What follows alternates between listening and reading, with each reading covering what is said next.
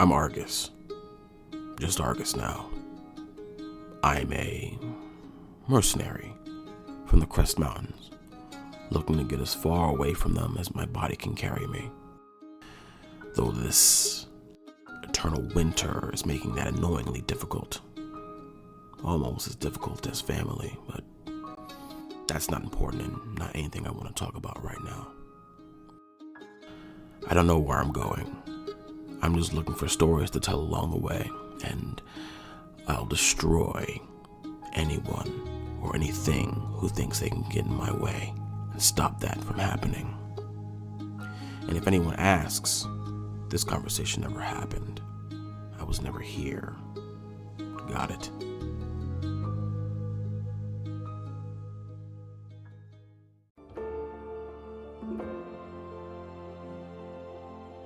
Dear Mom and Dad, it is I, your favorite daughter, Mochi, with my weekly letter and my life and travels.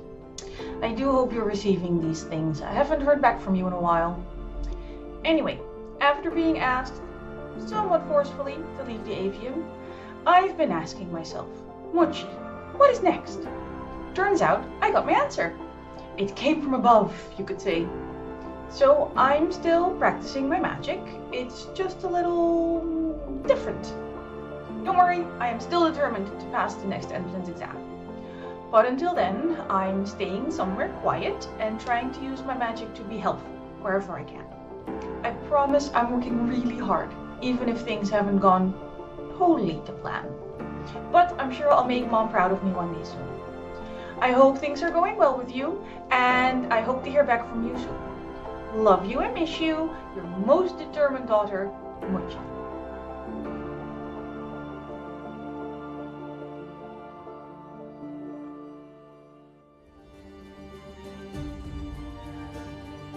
Alright, well met. Name's Voldero the Druid. Volley to my friends. Yous can call me Voldero though. Now, I may be done with my adventuring, but someone's got to keep the bright-eyed and bushy-tailed out of trouble. Just long from back in my stump in good time. What, you want more? Well, not much to tell really.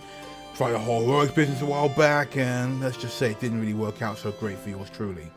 Nowadays I prefer to work on my mushroom magic in peace and quiet, thank you. But I have a debt to pay, so I'm in.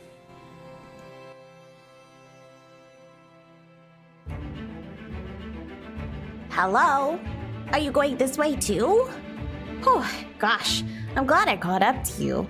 You walk really fast. But did you know that everything has magic in it? Is it magic how you walk that fast? Is that what it is? Oh, I'm sorry. My name is Clarence, and I am an inspiring hero.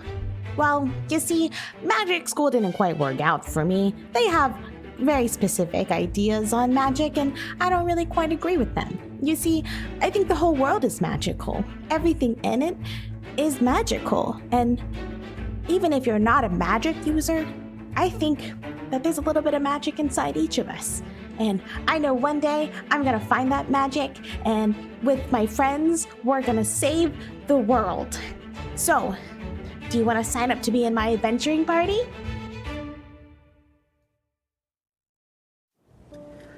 Oh, hello. Come on in. The bakery is warm. My name is Marley. Oh dear, you look frozen to the bone. The cold has a way of doing that. Cutting right into your bones, I mean. Take a seat by the fire, and I'll see if I can find something to warm you up. We don't have much in the way of baked goods on hand these days, not with the way supplies are rationed, but, well, I've lived long enough and I know how to make ends meet. Here, take this acorn loaf that's still warm from the oven.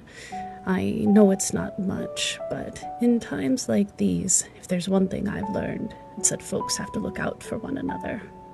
You can always count on old Marley to have your back. Oh, no, you keep your coin. You just get on home while that bread is still warm. And take care. It looks like the snows are starting up again.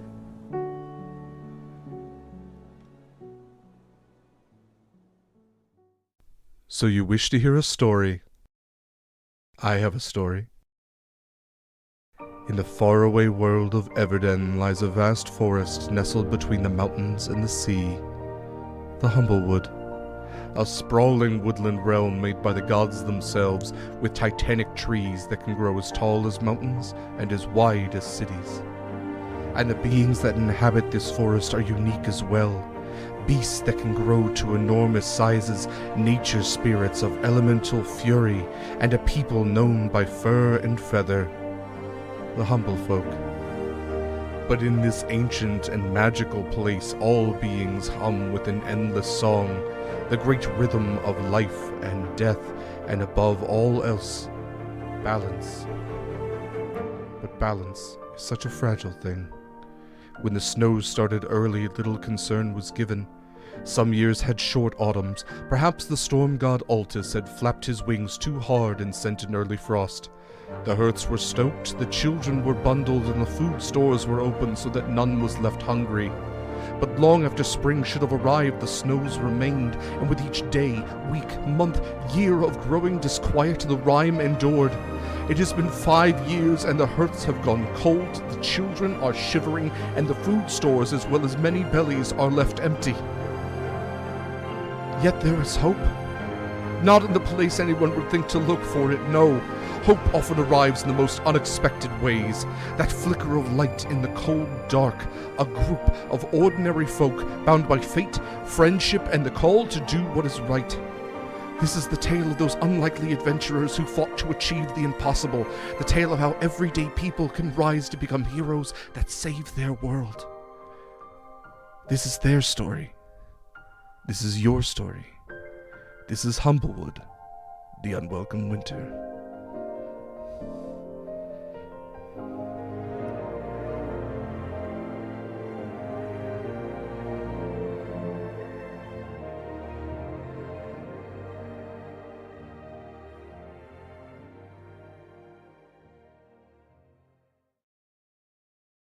Friends, and welcome back to Humblewood, the Unwelcome Winter.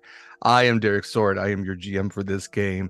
I will be your guide through these treacherous woods during this unending winter, and I am joined, as always, by these very lovely folks. Unfortunately, Pan couldn't make it this week, but is totally okay. So Pan should hopefully be able to join us back next week as Volderall and your wonderful swamp druid, mushroom druid, not swamp druid, your wonderful mushroom druid.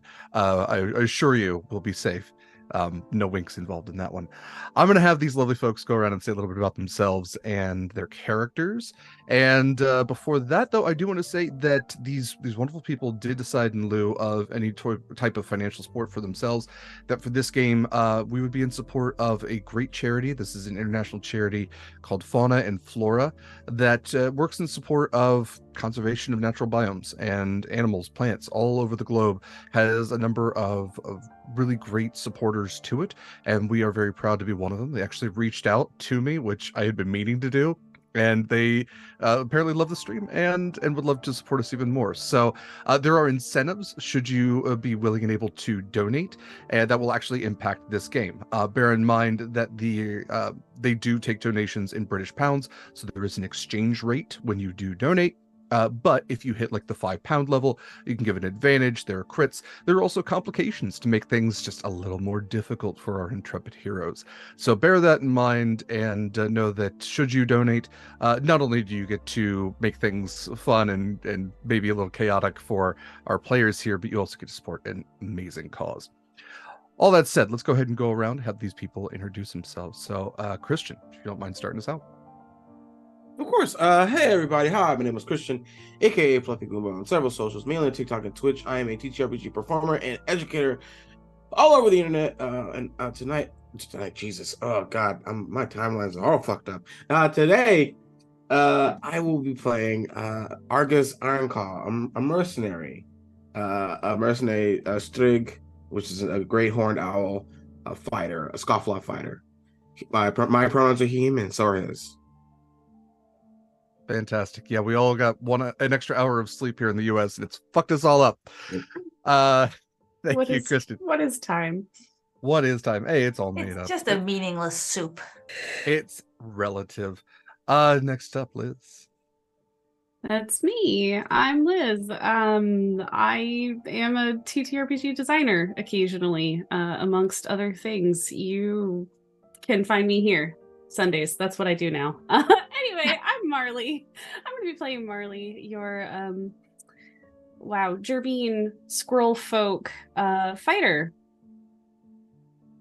Yeah. Okay. We haven't changed the class just yet. We haven't changed the maybe class yet. There's maybe a little Fighter additional plus. feat. Yeah. Fighter plus. I like that. Fighter asterisk. There's just a little asterisk there. It's fine. I completely forgot how the layout went, so I skipped over Anniek. So Anniek. Hi, my name is Anniek. She, they pronouns. Today I'm playing Mochi, the adorable trickster cleric. Cult leader? Question mark? High priestess? Question mark. And she's a little maypach or raccoon, and just all kinds of adorable and definitely not sinister at all. And putting it out there. Wonderful. That's not threatening at all. Like I said, Pan will not be joining us this week, but Pan does play the wonderful character Volderol, who's just so tired, just such a tired fungus druid. He's a lot of fun now. He never washes his feet, picks mushrooms off of his body to flavor his food. Just can't wait for him to come back. But absolutely last but not least, Shadow. Hi everybody, I'm Shadow. I use she, her pronouns. I do things in the TTRPG space and here on Twitch. I am playing Clarence today and for many more Sundays. Clarence is a Lupo, which is the rabbit folk bard college of the road, which is a Humblewood special college for the bards. Yeah. And I fight many people that I probably shouldn't. And have survived somehow. Yeah, it's fine. Clarence absolutely is the personification of that great song. Clarence gets knocked down but gets up again. That song's about communism. Fun fact. Okay, let's jump back into the game. So, you all spent your evening in the bandit camp, just a little ways off of the road that you all had been traveling towards Timber Split. Some of you had. Skipping my full page in character recap? I was just setting it up for you, Anniek. So liar, you forgot about me. I would never skip over you. Dear. Please, Anniek. I've your own recap without me. I've said enough. Go ahead. Beautiful. Okay. Dear Dad, it is I, your favorite daughter, Mochi, with my not very weekly letter on my life and travels. I hope you'll get this one. It is just so weird how so many others have gone missing. Do give my regards to Camden when he leaves for Perch Cart training. Anyway, it's been a strange few days. Leaving the Alderheart to go end winter instead of delivering supplies was really exciting. But today we found a whole bunch of bandits, and then, just as we were about to win the epic battle we were fighting against them, this really cool and pretty bird showed up, and she knew Argus. You know, that big fighter I travel with? Not the little fighter I travel with, the tall one? Anyway, before they could even really talk to each other, 3 giant chimeras showed up, spelled properly with a K. They had wolf heads and wings and claws, and they tried to kill us. And it was cool, but also scary. So we sort of called a truce with the bandits, and then we fought the chimeras instead, and it was crazy. Marley was protecting Clarence, and Argus was super cool against the bandits. He was like right in the middle of the fight, and then all 3 of them just sort of dropped like bags of potatoes. It was really wild.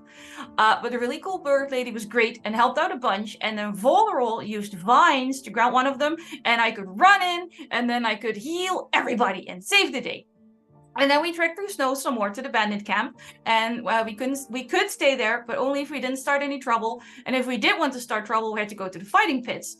So Argus and Killer Queen, Pretty Bird, went off for a private conversation, and I was told to give them space, and I did. So I have no idea what they talked about, and I was really good about it, and I'm still jealous. And I went to convert more people to half because some died in the fight, so they needed their souls warmed after feeling the cold touch of death. And then Clarence and Volderol went to check out the fighting pit along with Molson the Moose. He's so weird. Marley decided to tag along with me. And she must really believe in what I'm doing because she helped me convert 15 whole bandits to half. I'm pretty sure I'm a high priestess now. Half told me I'm doing great. We did hear a lot of noise coming from the fighting pits while we were doing it, and that turned out to be Clarings fucking up Bandit Bill and the ice rink they were fighting on. Volro was real smart and made so much money betting on Clarence, which kind of makes sense because the bandits didn't think Clarence would do great because she went unconscious like a few hours before, but she really rallied, and Volro gave her mud shoes, which will also really help because they were on ice, but I'm still not allowing mud shoes in my tent. And Bill and Clarence are friends now, so that's nice. And then we all hung around the central fire, and Marley looked real distracted and out of it for a bit and took off her cloak, so I figured that I should help her by drying her cloak for her, but then I heard Molson say he passed the entrance exam to the atrium once, and I blacked out for a second, and suddenly her cloak was on fire, and I think that's a good thing, because that means my magic is getting stronger, and I can pass the exam next time. Anyway, we're heading out again soon, I think. We're stopping by the avium, so I'll say hi to Mom, and then who knows where we're going. Love you, miss you, your most determined daughter, Machi. I ran out of paper at the end. Yeah, it is front to back, like words on top of words.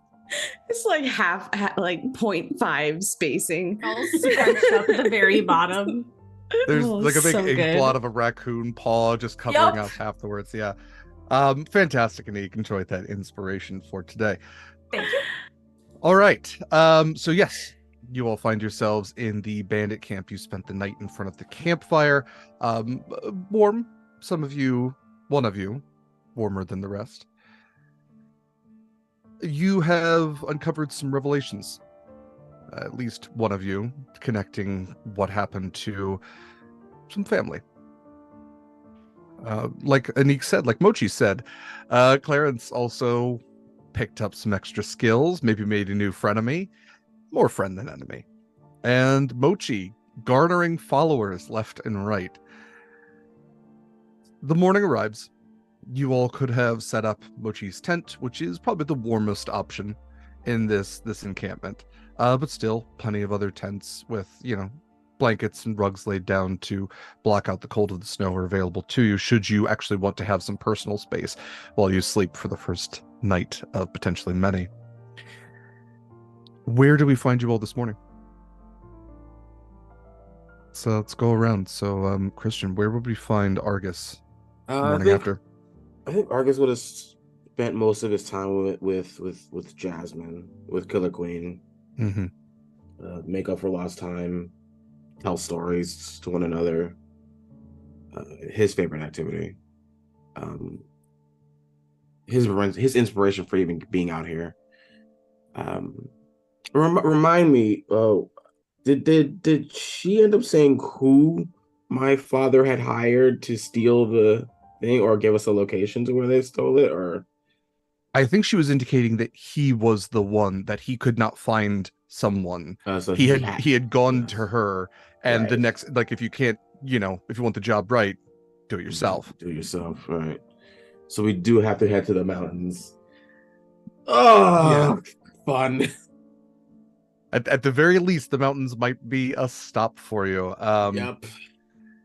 In the morning, she does actually come to you. She has a small chest that she kind of sets on her war table that she had in her tent. I know that you can't stay for much longer, and I know that where you're going is still somewhat clouded in shadow. But I hope, and I have been holding on to these for quite a while because they don't really do me much good, but I hope that these might be useful to you. And she opens the chest, and what is inside is a very old, like almost like dehydrated set of antlers. These are the antlers of the true path. If you focus on what you are looking for, they will guide you to it. Doing road banditry, not much good for me. But someone who is on the hunt like you, they might be of use. And if you'd like, I could attach them to a helmet or something so you could be an owl with antlers. I mean, these are pretty antlery if you don't think so. Exactly, yeah. The intimidation of it. Yeah. Where'd you steal these from? But I don't think I heard this story. I don't even remember this one.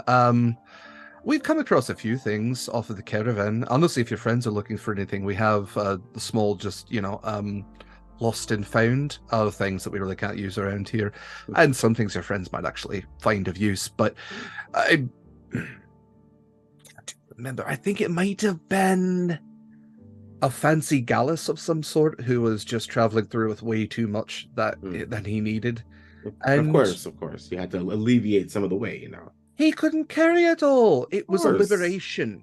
It Of was for course. he was going to ruin his lower back. Oh, wasn't lifted with his knee.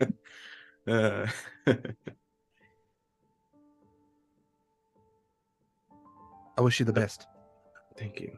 I'm going to come back. I believe you.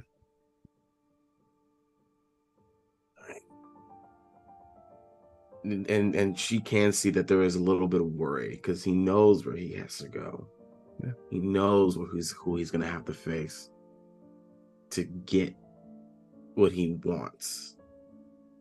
And while he's been confident around everybody else, stoic around everybody else, there's that worrying fear, that slight worrying fear that he might fail as he's like looking at the antlers,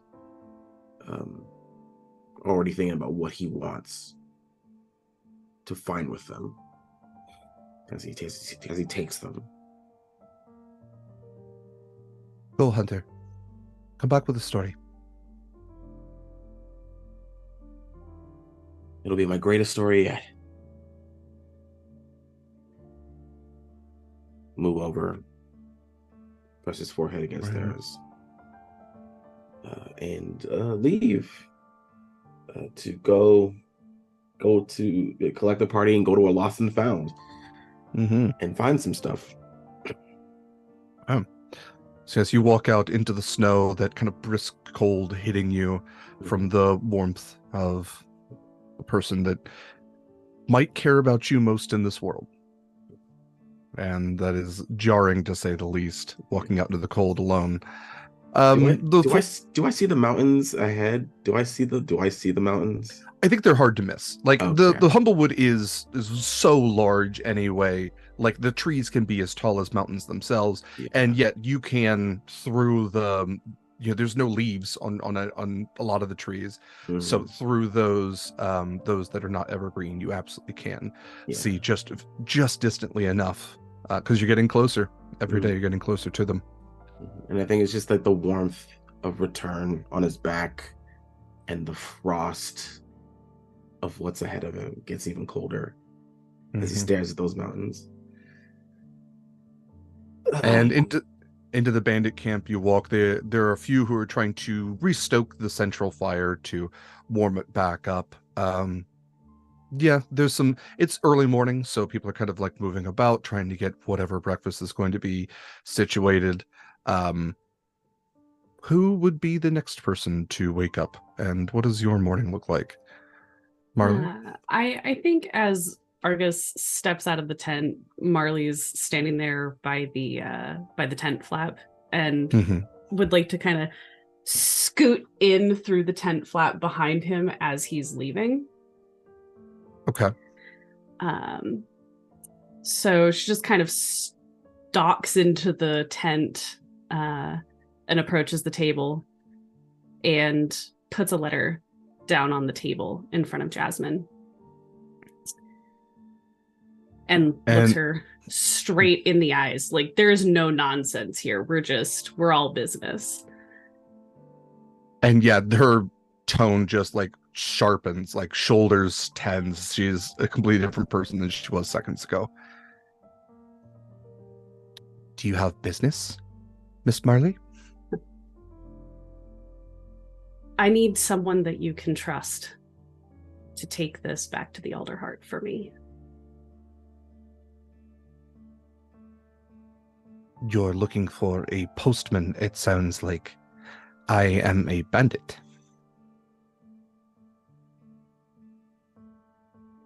What's so important about it? Marley's face softens a bit, and this is I don't know that I'm coming back from this. And there is someone who owes me something. And this is his instructions. I need him to know what he needs to do if I don't come back.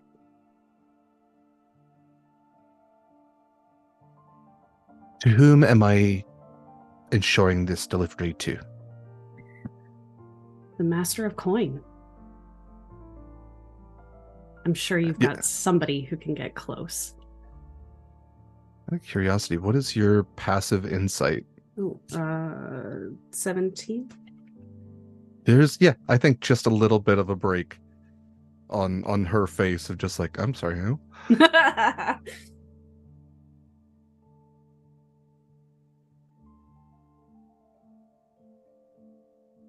I will ensure that it is done, as long as we can agree to payment. And she gestures to a seat next to the table. You're going to tell me the story. The story in this letter? The story of why I am delivering a I'm never coming back letter to the Master of Coin from Marley, whoever you are. Okay. So Marley pulls up the seat and gives her the whole sordid tale. And at the end, she just kind of wraps up with, and so I have been a baker for the last 20 years because, I don't really know why. And he owes me.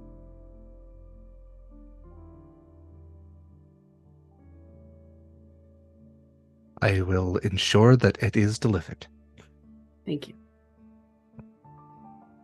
And if we come back this way, then I will do my best to make sure that you are repaid. Consider your debt paid. That was interesting enough. But if I could offer you a bit of advice, unasked for. Nothing about that ordeal, because I am not the one to talk to when it comes to relationships. I have more than enough issues with that of my own. Don't think about not coming back. That's not going to help you at all. And I would very much appreciate if your party were to pass back through here. I have no doubt we will. Let it go. Thank you. Watch each other's backs, even if some of those backs might be much larger than you. Always. He's a good one. And she just turns silently like this conversation's done. Marley heads back out to the fire to help them. Okay. We'll get to that in a second. Who's next to exit their tent? Mochi, what are you doing with your morning? Well, no, I need Clarence. Clarence! Okay. Clarence! Yeah? Clarence is just like literally you're sleeping head to foot. You just I know. Yeah. Okay, Marley just left. I don't want to know why.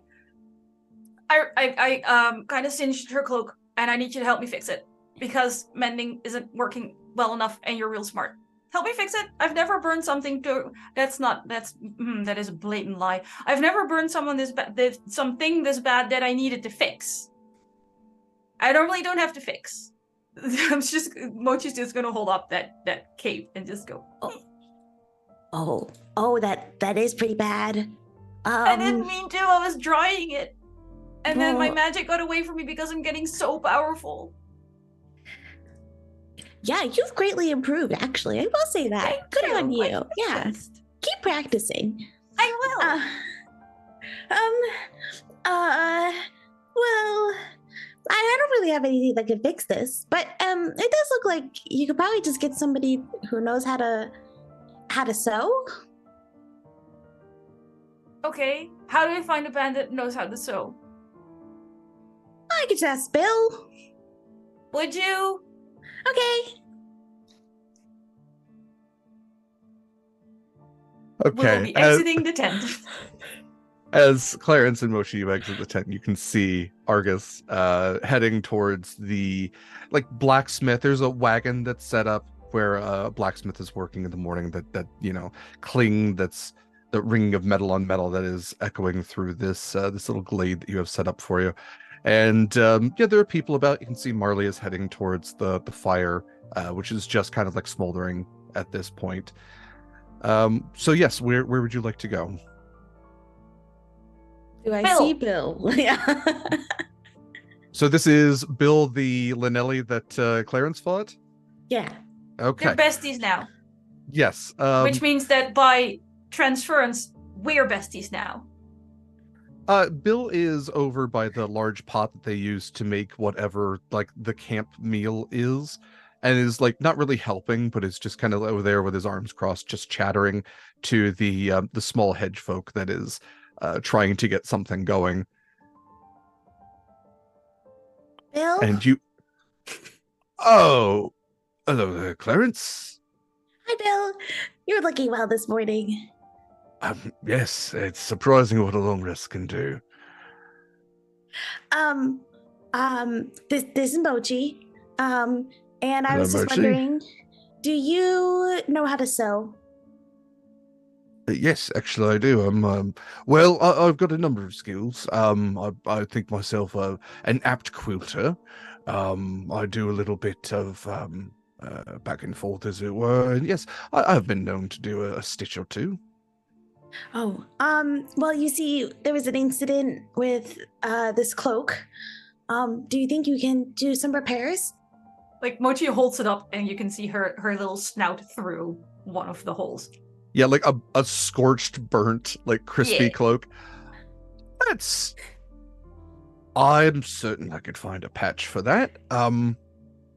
We might even have someone around here who can do a mending spell, which might be... The mending didn't work because it doesn't recreate new fabric. I checked. I tried. Oh, I have mending. I'm not an idiot. Don't talk down to me like that.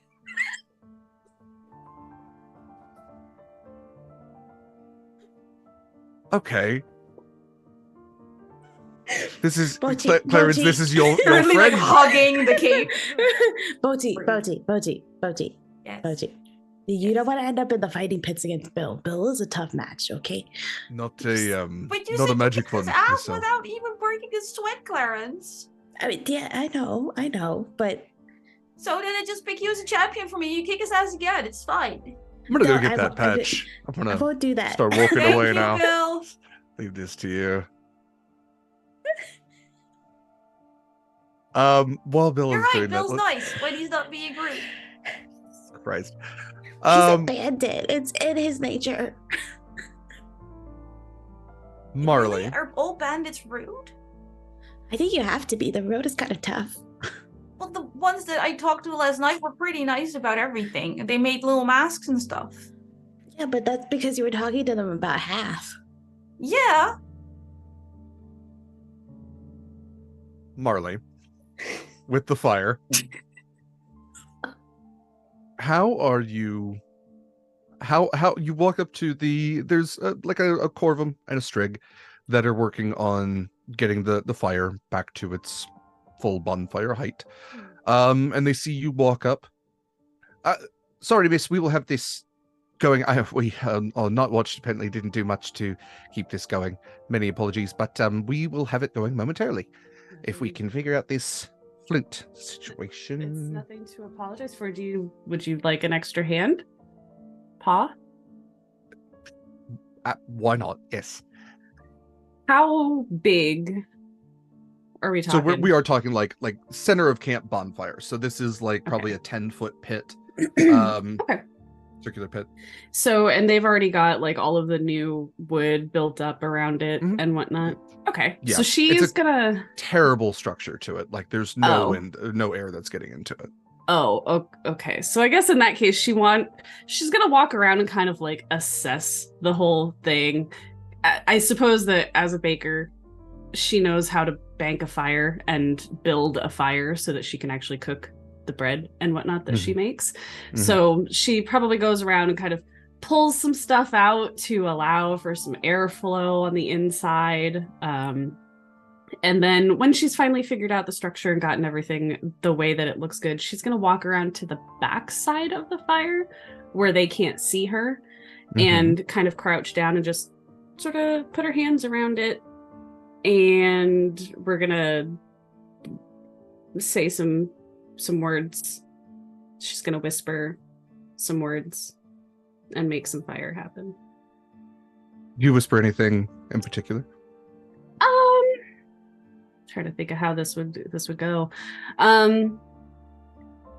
Probably just asking the fire to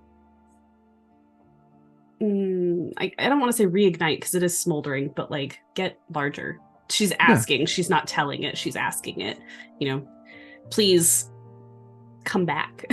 I guess expand, grow, yeah, renew, be your full strength. Absolutely. Yeah. And this is in Ignan, yes? That's why she's whispering. Yes. So to anybody who even would hear this would sound like crackling wood or like whatever smoke sounds like. It maybe, that slight little roar you get sometimes when a log breaks and it lets in that huff of oxygen. That's the sound of Ignan. And yes, like to the Corvum, the Strix, they almost have to stand back as this flame just like pouring gasoline onto it ignites outwards in 5 feet in all directions.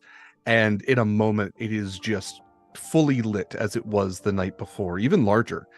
And like you all, like even Mochi, Clarence, you feel like a shock wave of heat come off of this just from the sheer force of this fire seemingly coming from nowhere. Like the oxygen is almost sucked away for just a moment and then lets out this blast of heat. It's probably fine.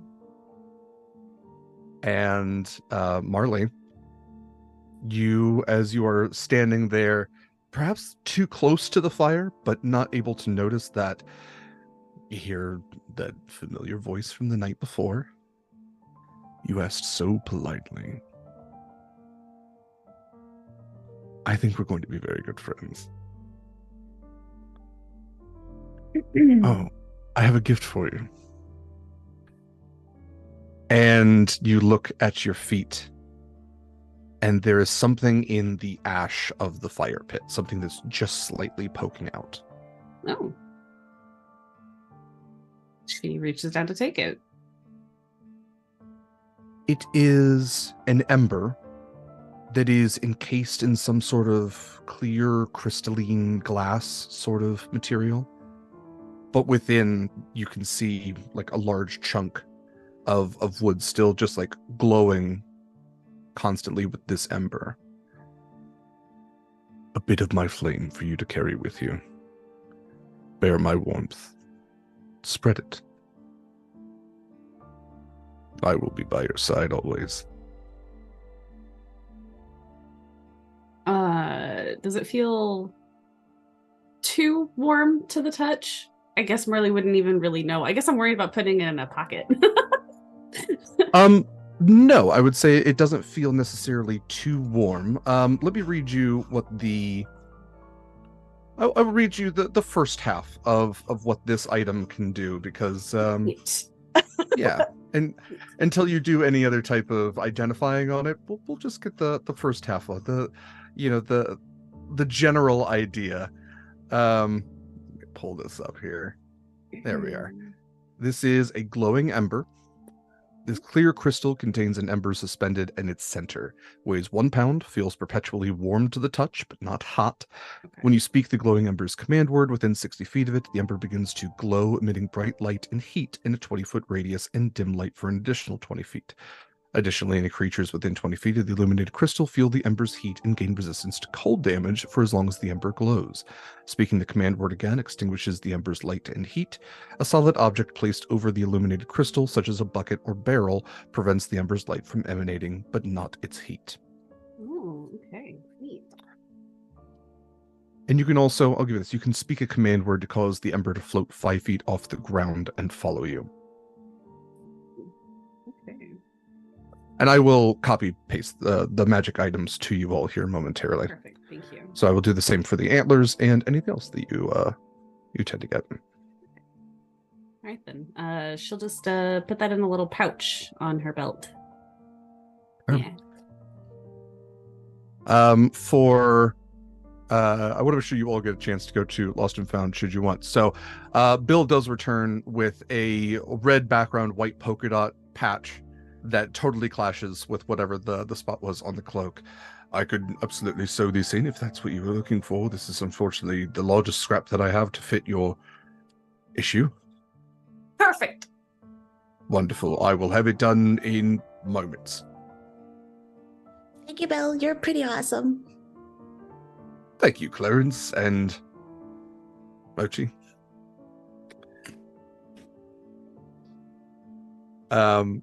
For Argus, heading over to the Lost and Found, are any of you going to be joining Argus for that? Yes. Yeah, Wonderful. probably wander over, looking for Okay. trouble. I mean, looking for goods. You don't have to look for trouble, Clarence. It finds you anyway. You all head over. The blacksmith is a Holterdam, an otter folk, who is just hammering away at a piece of metal that they have a small crucible that they are heating the metal up, quenching it in the snow. Hello, all of you. Hello. Are you looking for supplies? I saw you come in. I was informed last night by our lovely lady. Was there anything that I could supply you with? What do you have? I'm just gonna dig around in your rummage bins. Just Mochi head first, and all right then. That's just Basically. coal, but okay, all right. It's just where do you keep your supplies, and what do you have? That we can take? Weapons, armor, you're welcome to all of it. We have more than we need around here, and I just do it to keep busy at this point. Honestly, food's the thing that people mostly care about these days. It's less so the precious metals and armors and sorts. So you're welcome to look in the cabin. I have an assortment in there, or the wagon, I'm sorry, an assortment in there. And then, of course, I'm sure you were referenced to the Lost and Found bin, which is the large chest over there, which has some of the more unique items, which have been passed over by our lovely local residents. Of course. Mochi, not that pile, that one over there. Mochi will surface holding so much so it's like every pile is a good pile. Derek, can I just grab like a bag of stuff, and so that later if I want to use scrounge craft, I can just go bag of stuff? Poor Daigle, who is the name of this otterfolk, looks over and goes, "That's my dirty laundry, but you're welcome to scrounge in the scraps, which is the next one over. Cool. Leather scraps, bits of metal. Please put Mochi my will pants grab down." bits of leather, bits of metal, anything that's already coiled. I mean, I got Definitely. those really cool tendons last time for a reason. Like there is a so things that are already coiled. Anything that could be used as a delaying mechanism, just all of that in the bag. And then we'll go to the good pile as well, but for now look, she's half her dad, okay? She can't help it. Absolutely. Yes. I will say that you get a wonderful little mixed bag of anything that you might need within reason. Perfect. Okay. And then we'll go to the good pile. And I'll put The his good dirty pile. laundry away. In the good pile, you all find there are a couple of short swords, which have, I mean, they're nice to where there's probably a magical nature to them. I'm going to give you basically what, anything but an identify spell will give you. There is also a very interesting looking cloak which has to kind of be picked up from the inside, as it almost looks like a hedge folk at first, almost like it's feathers, but as you go to touch the feathers, they harden into spines. And it's basically like if you wanted to wear a type of armor that typically is soft until you're in danger, it pokes out little quills. I don't think that works with scale mail, so Clarence? Oh, well, Marley did need a new cloak. No, Bill fixed hers. I mean, Marley did need a new cloak. You're not wrong. It wasn't great before I got my paws on it, and it's not much better now. Harley needs a new cloak? What happened to the other one? Oh, Mochi lit it on fire. And then Bill quilted it back together, but it's, yeah. No. Yeah. It's not really camouflage worthy. Well, a replacement cloak seems like a great gift. If that is what you want to do. What are our other options? There is a shield, which is metal. Also, if it's in here, probably has a magical quality to it. There is also... Okay, yeah, that's the Humblewood stuff at least. I will say there's like the assortment of +1 weapons, which is the kind of vibe. There is non-magical armor. If you were looking to upgrade any of your armor, you could get up to half plate, but no full plate. +1 shield, and then the what is it called? There we go. The Cloak of Spines. And then I'll say there's also a basilisk crystal in here, which is an excellent arcane spell focus for anyone who might be looking for one of those. Can Sure. Mochi swish around with the shield a little bit? Yeah, kind of Is just it giving you nicer than the shield I currently have? it's a +1 shield, so yeah. That's pretty nice. Nice buff, nice +1 buff. Love that. Yeah. Mhm. You get all the way up to 19 AC. Yeah, not bad. Not bad. Not Doesn't bad have at any all. religious iconography on it. Hard to go wrong. That can be fixed. Yeah, you Yeah. can like scratch them on there. Yeah. Exactly. Not everything's Paint perfect. Doesn't remove the spell at all, yeah. Argus! Would the bandits think I'm cooler if I draw half symbol on it in someone's blood? Is that what bandits do? Because Clarence said that the road is hard and they're rude, and that tracks right. I mean, it depends on your bandits. There are some who have hygiene concerns with just having blood around, just laying around. That's kind of a hygiene thing. There are those who are more berserker in nature that might think it's a nice stamp, but I don't know how many we'll find on our travels. The ones in the mountains.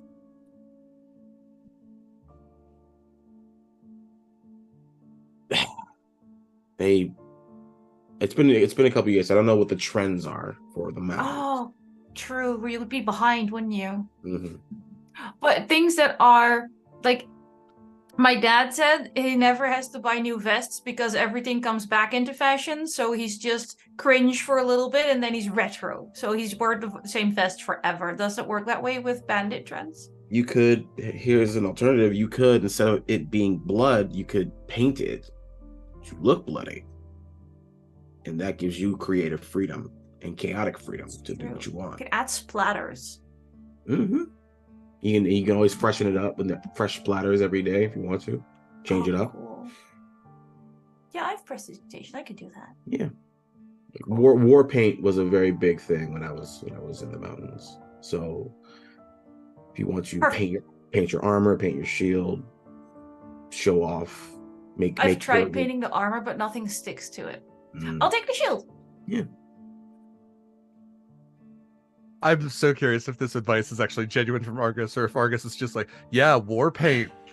Solid. It's a bit of A and a bit of B. A little bit of both. That's great. I love that. He didn't really touch the war paint aesthetics of some of the families, but right. It's definitely giving Mad Max feel, and like Argus is like, I'm not I'm not that low. No, all the guys at the bottom want spray painting their teeth. That's I'm just picturing this adorable little raccoon bounding up with his shield covered in blood splatters and going, "Have you heard about how?" Yeah. That's. I mean, depending on your bandit, they might be like, "Is half the god of bloodshed?" Oh shit! Might just multi-class into zealot barbarian. Exactly. See, I was thinking paladin, but I like the way you're going. Yeah. Okay. Did anyone want the cloak of spines? Is Marley with us? Yeah. I mean, she probably would have, like, if she'd seen you all wandering that way, she probably would have gone. I think that'll just make it easier. Yeah. What does the cloak of spines do? Yes, this is soft quills, primarily, that harden when you are in danger. They have a sort of intuitive nature to them. So if you can use them as armor. So that would be, let's see, on a scale of 1 to 20, 14 plus how, let's see, dexterous you are. If you aren't wearing any armor, that is at all. Otherwise, it just works as a cloak, and you keep whatever the largest of your ACs, if we were to shorten armor class down. I don't know why I'm even talking like this. If you were to be attacked by someone, you could use a reaction of sorts to block that attack and even retaliate against that attacker. You could reduce the damage by like an average of like 2 4-sided dice. Roughly, like 2 pyramids. You could also then deal the equivalent of that 2 4-sided dice as a magical piercing attack as a reaction to the attacker. So, yes, I don't think any of you are hedge. It works better with hedge, but it still works fine for everyone else. And that ability can only be used once per day. Renews at dawn. I think in that case, she kind of maybe hands that over to Clarence. I'm not sure if Clarence actually wears armor or not, but just hands it over to Clarence and starts rummaging through for a short sword. So if there is a +1 short sword, I will take that. There's a +1 short sword. Wonderful. There was the shield I'm holding the regular +1 one, or the one that also felt a little magical? Or is the little magical bit the +1 one? The little magical bit is the +1, yeah. Okay. Yeah. Perfect. I was looking through shields. There's someone here. I tell you what, if you would like the Sentinel shield or what is the Shield of Emotions, which I also think is fun. Let me double check that one. But what about the Shield of Heroic Memories? Shield of Expression. So if you would like, you could take a Shield of Expression, which allows you to alter the face's expression on the shield. Like there's a face on the shield, you get to change it based on what you're doing. We have a +1 as well. Or you can take the Sentinel shield, which gives you advantage on initiative and perception checks. And yeah. I'll take the Sentinel shield because as much as I love the idea of the Shield of Expression, I'm going to paint it every morning anyway. Yeah. I kind of feel like if you were to give it a face that was like, you would get like intimidation bonuses or something. Or you should, at least. Very well might. Yeah. The Sentinel shield at least has a big eye painted on it. Or I would say probably like etched into it, you know. You can draw expression eyebrows on it. Yeah, you can make it a literal angry eye. Perfect. And then, yes, like I said, there is mundane armor, at least, which is in the wagon, and also just mundane weaponry. If any of you wanted, like, crossbows, bows and arrows, any type of ranged weapons that you don't already have, those are available. So crossbows, boxes of bolts. If you all just wanted to get a spear or a sword or a battle axe, anything to upgrade your arsenal. Any of the regular martial weapons or simple weapons are available here as well. Clarence would dig through if there's studded leather armor that'll fit her. Definitely. Yeah. Okay. So then we'll take that. they'll look at the cloak and they'll look at Marley. Are you sure you don't want a new cloak? Yeah, I'm sure. Oh, okay. Do you,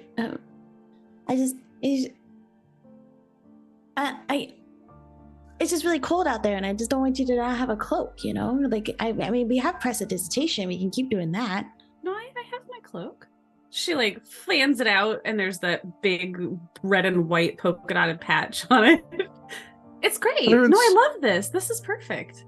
Clarence, can you give me? I'm not sure what to put this. It could be perception, could be investigation, could be insight. I will whatever the highest of those three is for you. Could be any one of those three.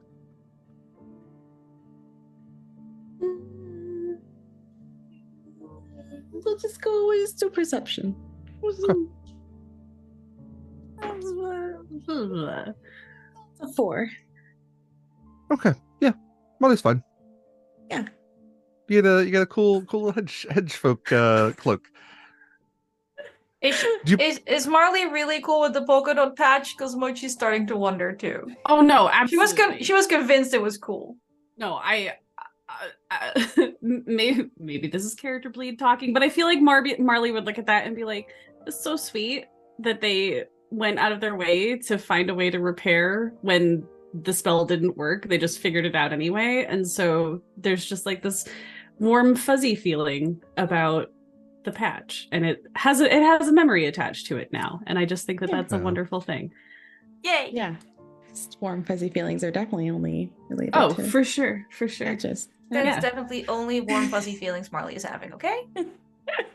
Clarence, do you put on the cloak now? Yes. Okay.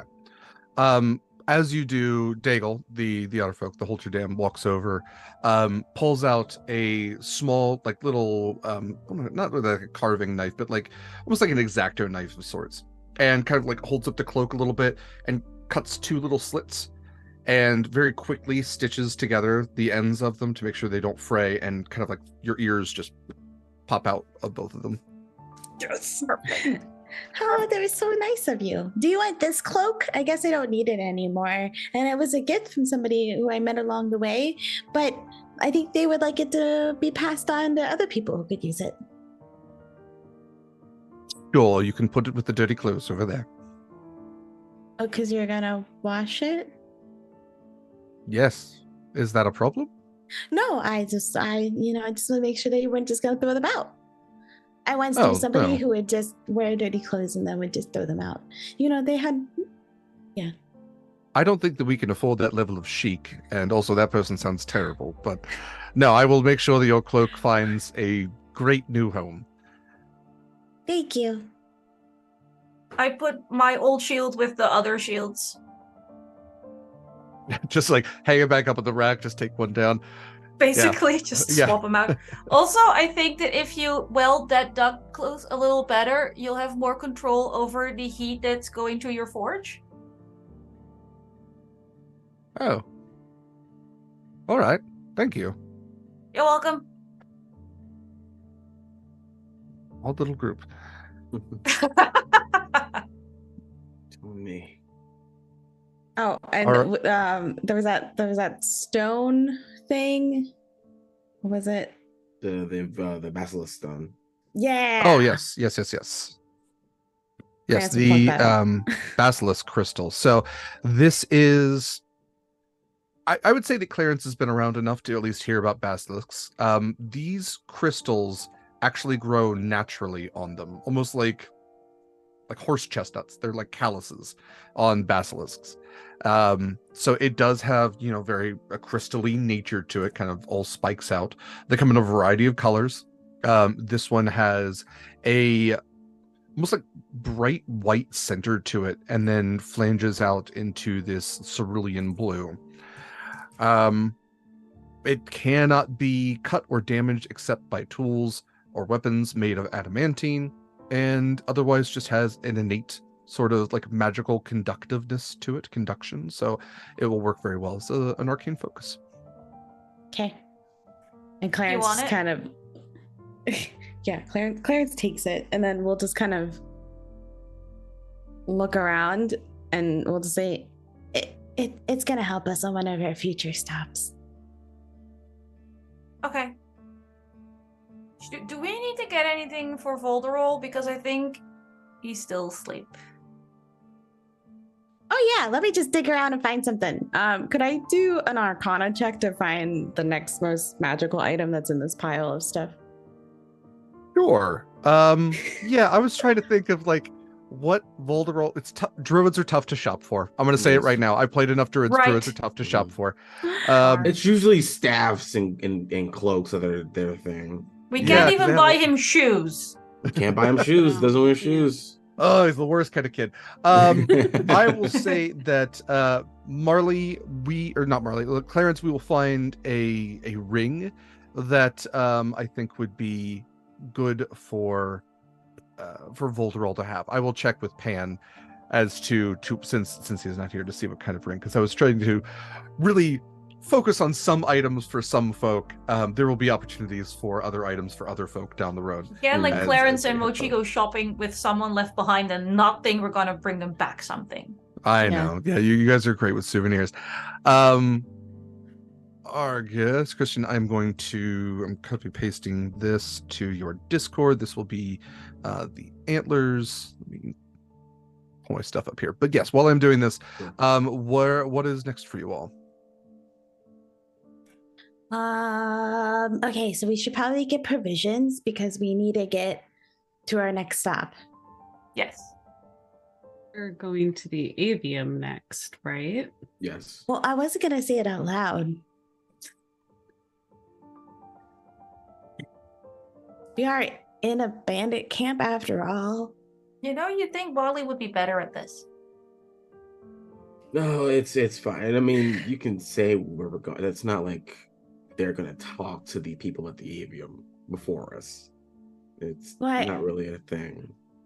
Well, I was just worried about more bandits along the way. You know, we just loaded up and we have all this magical equipment now, and you know, we would kind of be good pickings for somebody. Prime targets is what we are now. If We're loaded. If there are bandits on the way, I will handle it. I was gonna say, I'm pretty sure I would hope at this point that we would have some level of protection from folks who are associated with Killer Queen anyway. I will handle any bandits if they do come our way. And if the words don't work, then I will handle it the way I handle it. You are very Okay. good at handling the things. Thank you. Yeah. Very effective. Perfect. No worries. And if you go very unconscious again, I'll just heal you again. I appreciate that. You did a good job last time. I don't think I complimented you. I should have. Okay, so provisions, Mm-hmm. and then leave? Question mark? Yeah, I mean, I guess we don't have any. Well, I don't know if Argus wants to hang out here more.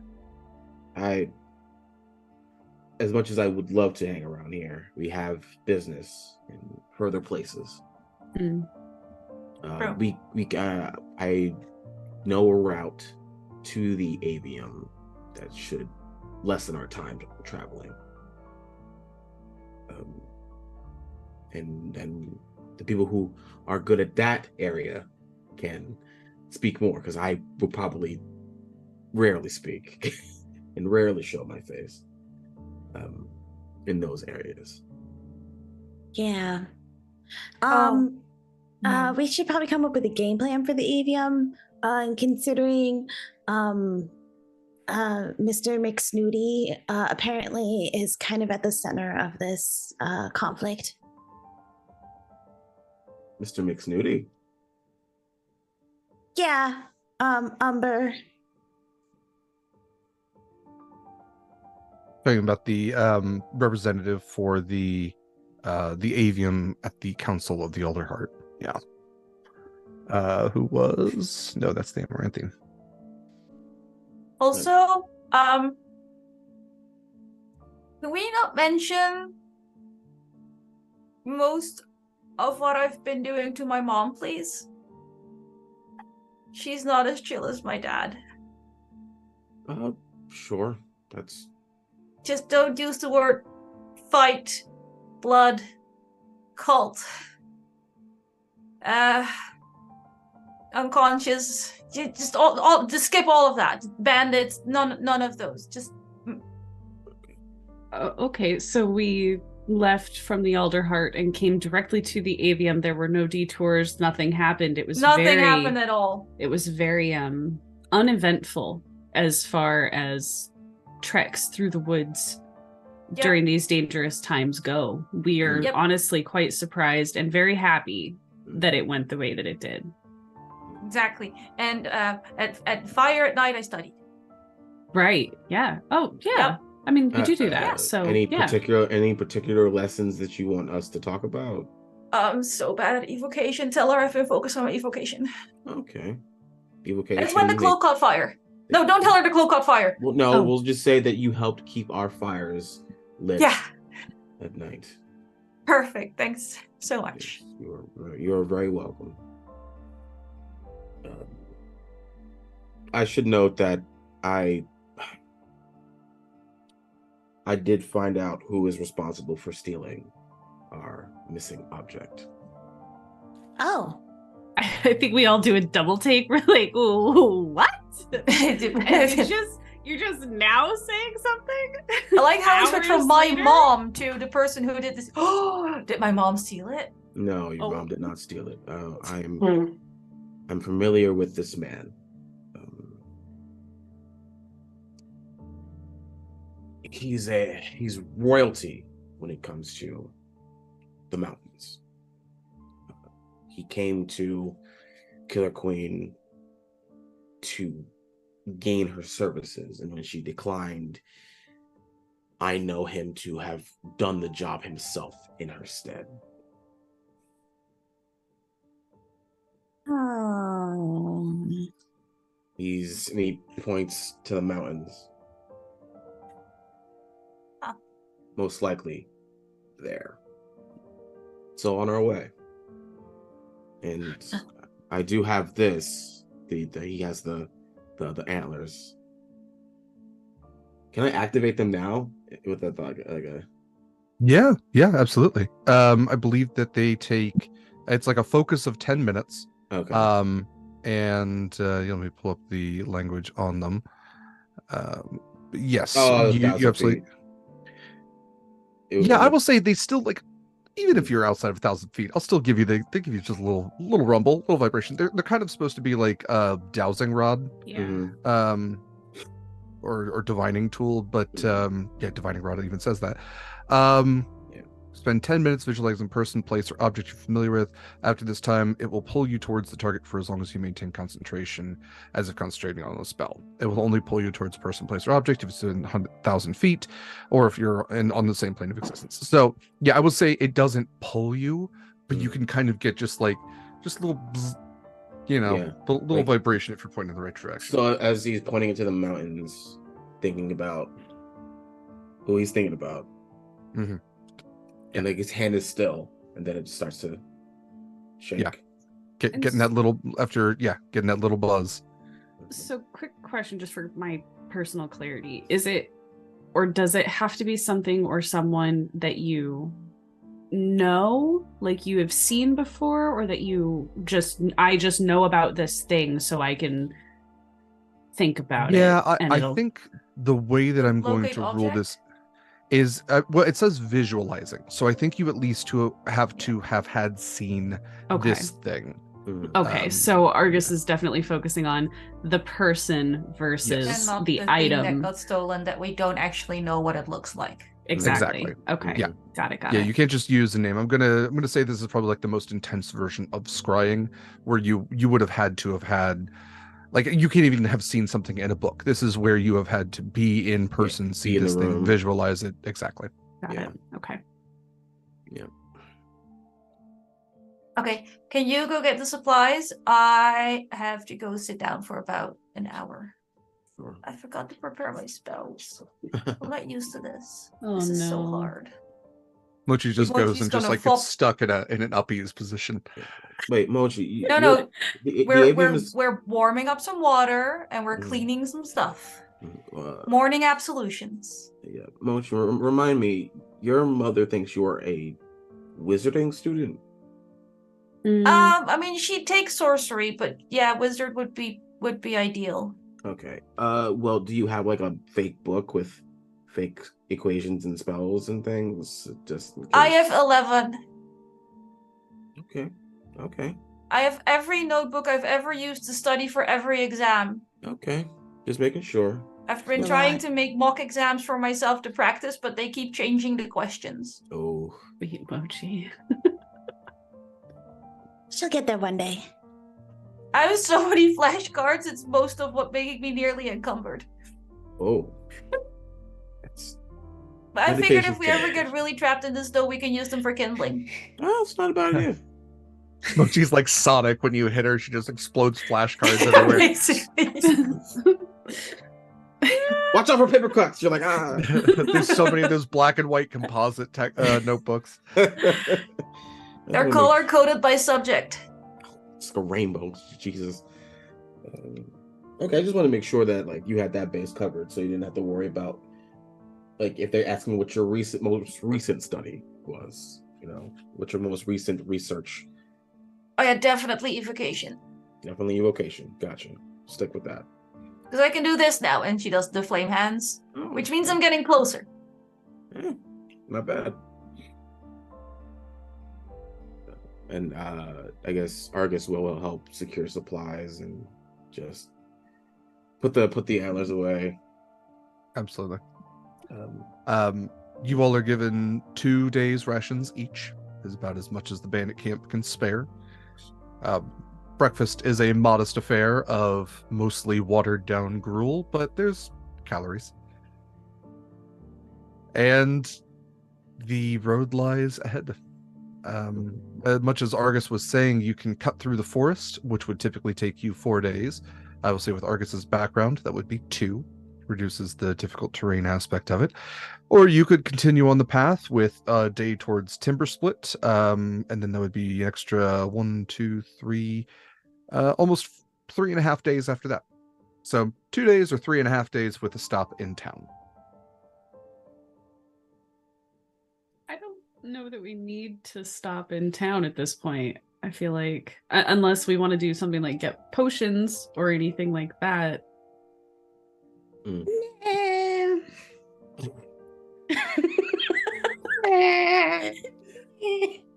That noise.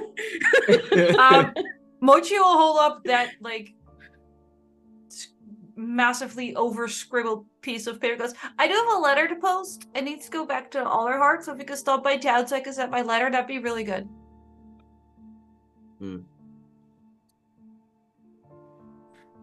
We can do that, I guess. Is there a way to? I don't think bandits do mail service. You can just mail it from the avium. But it's for my dad telling me we're going to the avium, so if I mail it from the avium, I become a liar. But you can always just exit the avium and then go back in it, and then you're going to the avium. But then I've already been to the avium, because I mentioned we're going from... I did mention the bandit camp in my letter. Wait! We're going to briefly redact this letter. Wait! Scratch out this part real quick. Whole section. I met this infamous criminal. It's on all the bounty boards. I gotta get rid of that whole part. I feel like Marley just keeps picking up her bag, putting down her bag. We're ready to go? Everybody's gone to the bathroom? Yeah? Minivan's loaded, kids. Jeez.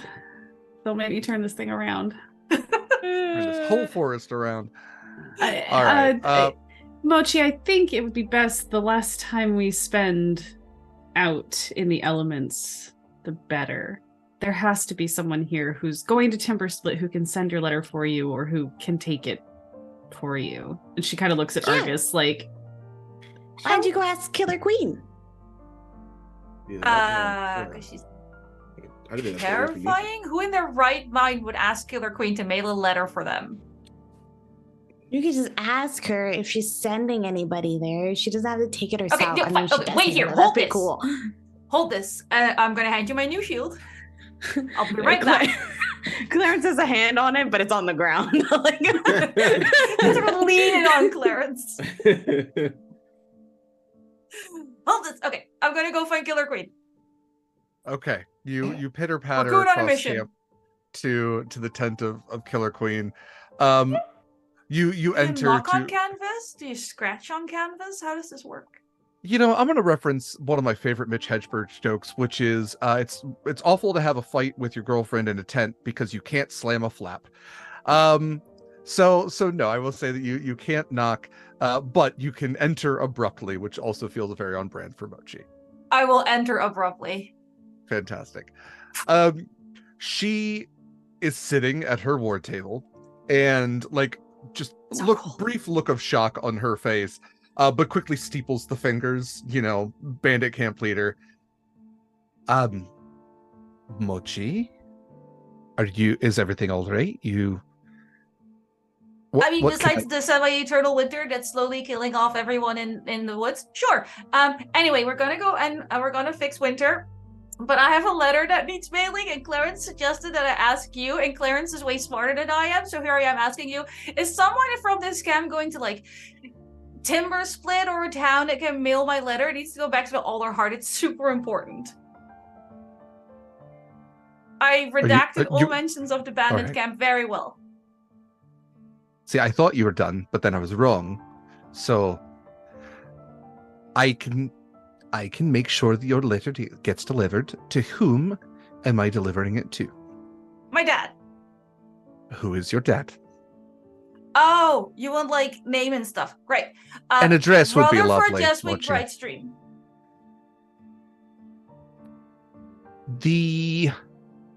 What of the guild leaders? Is that? Yes. Right?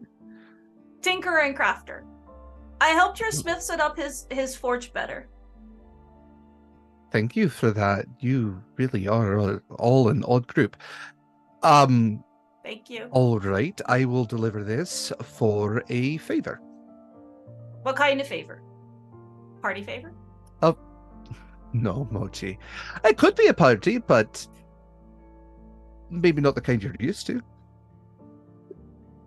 Just a future favor. A time when I ask you a question and you can't say no. Okay. Well, I grew up in a very tight-knit community and no one has ever done me wrong, so I will take that deal. Wonderful. Your letter will be delivered safely. Thank you. I shall scamper back out. Absolutely nothing bad can come of this interaction. Nothing. No, a favor of all things to a woman like Killer Queen, no problem. Oh. No. In an endless winter, what do you spend coin on? Exactly. Gotta find other currencies. Yeah. Gotta have allies in all places. Yeah. All right. She does make no mention of the other letter, to Marley's credit. Bless her. While Mochi's scamper, can I roll insight to see if she's actually gonna deliver that letter? Yeah, sure. Or is she gonna read my letter before she sends it? That's maybe a better question. Is she gonna? 23. Okay. I might be able to beat that. Maybe not. We'll see. No. She's probably gonna peek at your letter. Yeah. No, I only said nice things about her. Okay, we're cool. Yeah, you did. I only said nice things about her. Yes, you did. Yeah, there's no postal law in the Humblewood. It's fair game. That's why it's so cheap to mail stuff, is because the postmaster's probably just going through your stuff and getting all your dirt.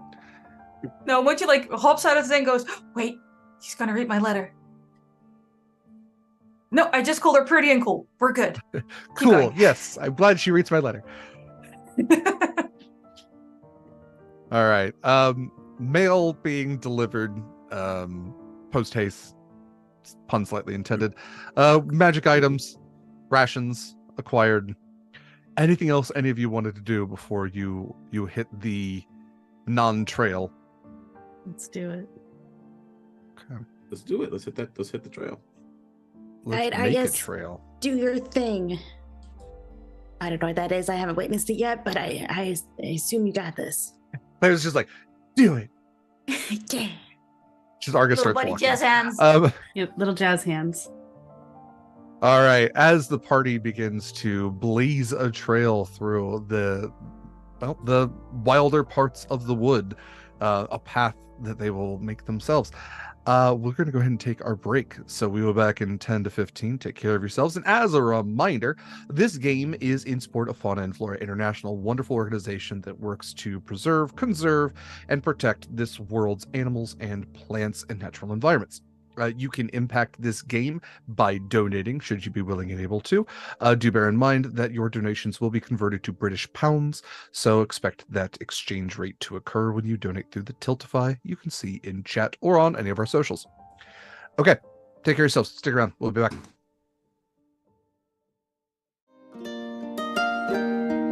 Everybody to Humblewood, the Unwelcome Winter. I am Derek Sword. I am your GM for this game.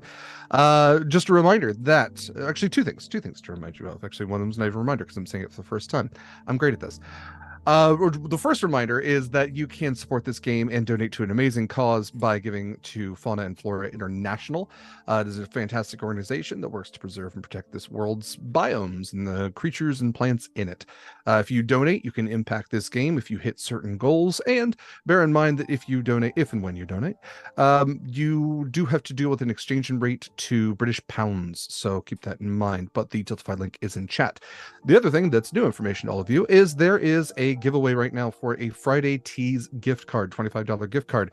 You can enter, #cloak, CLOAK in chat to enter to win that. Friday Tea is a Seattle-based small business that makes just so many types of teas. Like if you are a tea drinker, a coffee drinker, if you like iced tea, hot tea, anything under the sun, you are guaranteed to find something you like. A lot of the teas are pop culture themed, so you could even get teas based on your favorite show or video game or comic or character.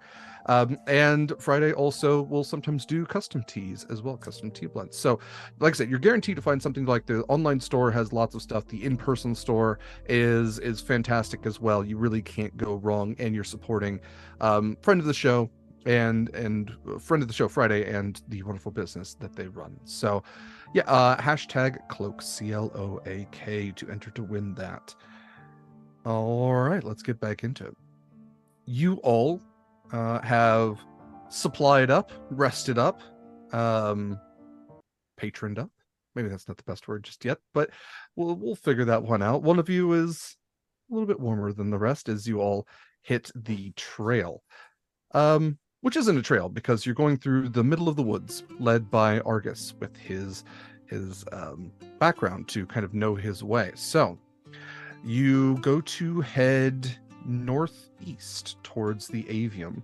It is a 2 days journey, which is at first a little more difficult than the trail. The trail has been well traveled. It's a trail. Even in the snows, the sleds pack down all of the loose snow, but at first you're having a little difficulty trudging through. You know, even some of the smaller of you, Marley, Clarence, it might even be eye height to where you are trying to push the snow, and Argus is trudging a path in front of you. But very quickly, Argus is able to get his bearings and kind of find this zigzag sort of path, find the larger roots of the trees that are in this part of the forest, the more solid ground. So even though it's feels slower, even though it is, you know, pushing through this cold, you are heading in a direction and traveling much faster than you would on the trail. As arduous as it might feel, you also feel certain that you are cutting time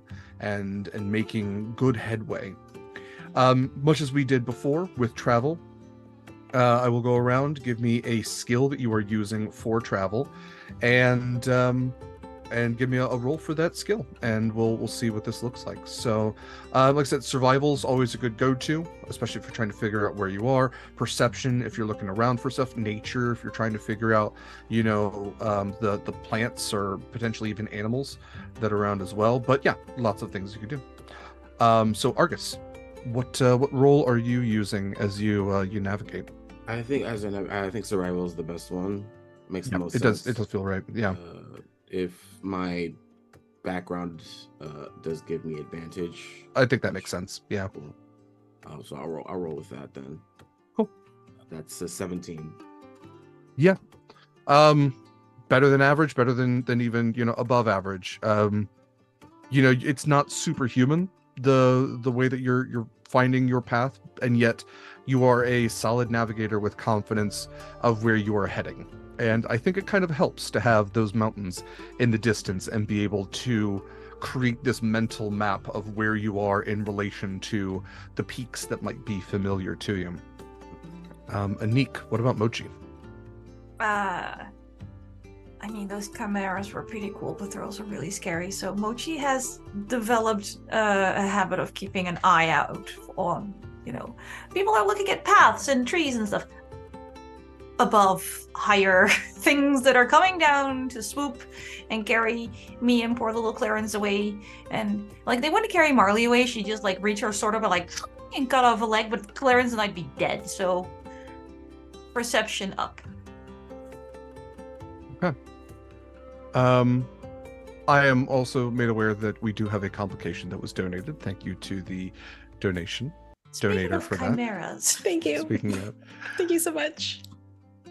Yeah, thank you. So it gives me advantage on perception checks. yes. Which is cool. Because I got a 3 and a 16 for 16 and 6 is of course 22. 22. I have a science degree. I cannot do math. As you look up towards the trees and kind of look up towards the sky, trying to find these, especially when you're passing through clearings, small breaks in the trees where something could swoop down, you don't really see anything flying about. It's be weird to have birds, right? Since there's bird people, I don't. Someone figured out how that works in Humblewood, but there's no life that you see in the sky. When you are getting a certain distance away from the camp, you actually do spot in the trees some humble folk, some bird folk that are up there, which kind of give you a little salute and little nod towards you. You kind of get that these are the scouts for the outer areas of the bandit camp. That are just, have bows and arrows, just watching for anything that might be coming this way, and are, probably the outer boundary of the bandit camp. But after them, you don't spot anything. No. Marley. We're gonna go with perception, and I think we're gonna try to focus more on the things that we're hearing versus what we're seeing, just in case there's anything that pops up with those captions that seems out of place. Sure. Okay. We'll go ahead and roll. Whatever it is, we don't hear it. That was a 6. Okay. I'm really distracted, just it's really warm out here, just super distracted. It is really warm, and what it will give you is the caption for your footsteps has changed. Where it used to be a crunch, it's almost very lowercase, hiss. And as you look down, your feet are melting through the snow. Not at your feet are made of lava or anything, Sure. but whereas everybody else is walking through the snow, you are heating the snow and find if you stand in a place for too long, a puddle will start to accumulate around your feet. Feet. I think so. I wonder how anybody else is going to think about that when they notice. I was gonna say, with a probably 22 fine. perception, Mochi's gonna see you at some But point. you were watching the skies. Yes, this not my feet. time. I'm just Marley, saying. This time. Like I said, I will This see you at time. some point. Okay. All right. Just putting it out there. You're gonna be so cool. Wait, what? Lastly, Or- Clarence. What is Clarence up to? Yeah, so I think what contributes to Marley not hearing anything or not hearing as much of anything is that Clarence is playing a lovely little tune. That's nice. Yeah, Clarence has their lute out and they're strumming this nice little happy jig, as you might say, that's also slightly calming but moving at the same time. I like that. Let's see if I have something to that effect. Yeah, I do. Is that kind of the Clarence vibe? Maybe a little bit softer than Party Dominoes. That was the... Let's do... forest myths, maybe. I'll find it. Anyway, you all continue through. That's got a nice vibe to it. You all continue through the snow, following Argus's lead. Mochi looking towards the sky. Marley, a bit concerned with the changes of her body, especially at her age. And yet your path seems to be clear. There doesn't seem to be a lot of movement around. Again, you are in the depths of the wood, where in a summer or spring you might find yourself surrounded by greenery, perhaps not able to even see 20 feet ahead through the thickness of the trees. Here it's just so quiet. Aside from Clarence, it would be so quiet if not for Clarence. And the day continues pretty quietly as far as things go. Clarence, I will say, encourages you all to keep going. There's a nice beat. The snow trudging is somewhat abated by your hopefulness as you continue moving. And the day turns into afternoon, turns into evening. No major events.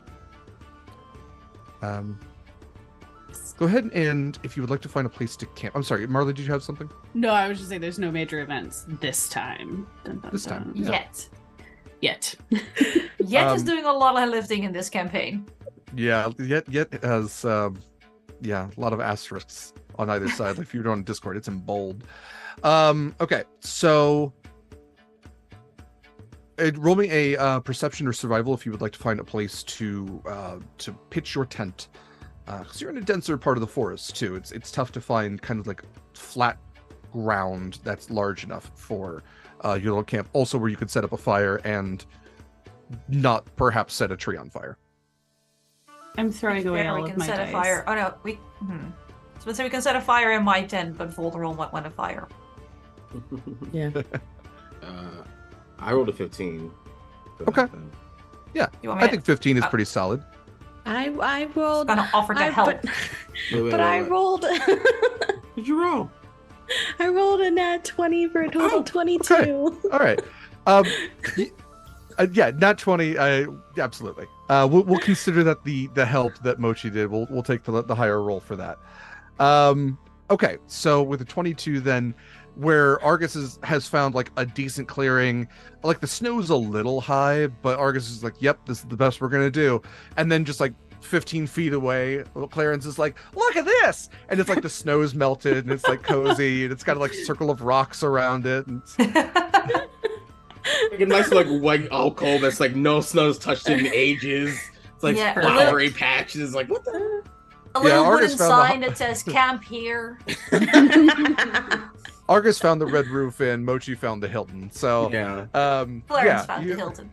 Yes, Well, I'm sorry, Clarence. Sorry, on all the the made up double names tree, are getting like- stuck in my head. Okay, so you may absolutely set up your tent for the evening. And what is everybody doing for the evening as you have a quiet night, as far as all of you know? Is anyone standing guard, I should ask? I think Nah. Marley would offer to take the first watch. Because Okay. heroes take watch. That's in the pamphlet that we're working on. So, Mhm. you know. Okay. Mhm. Mochi's just gonna trust Argus's cool sword. So you want to be a hero. Okay. I will say that Volderol takes up his tent. Does not wash his feet. I would not impose that on Pan's character without consent. Would never assume that he would. No. I also like the idea that maybe Volderol just like it goes just enough inside Mochi's tent but sticks the feet out. So there's just like wiggling possum toes out there. Valid option. At least for dinner, you know? Yeah. Marley, give me survival, perception. I'm throwing away all of my dice, so I don't know what to pick. It's gonna be hard It to just play, makes me but do we'll. They're all another- being mean Look, today. look, I'll send you new dice at some point. That's a little better. 17. 17. Yeah. Pretty quiet. This is like with your captions and everything. Yeah. You are scanning the darkness. I will ask, do you have a like small campfire that you're sitting around, or are you sitting in the darkness? No, I'd say she's probably sitting in the dark. Okay. If for whatever reason she would need to be able to, I don't actually know if I have dark vision. I don't think so. But if she needed to actually be, like, if she heard something or saw a caption that made her jumpy, we can produce flame now. So. Welcome to the club. Yeah. Creep. So, sitting in the darkness, letting your eyes adjust to the darkness, which is also an important aspect. Having the night blindness of being too close to a flame and trying to look out into the black is just, it's rough. You can swear that from time to time, the softest little caption, like in brackets, just, audio description caption of crunch. Just far off in the distance of the forest, far off from where your eyes can adjust to that darkness.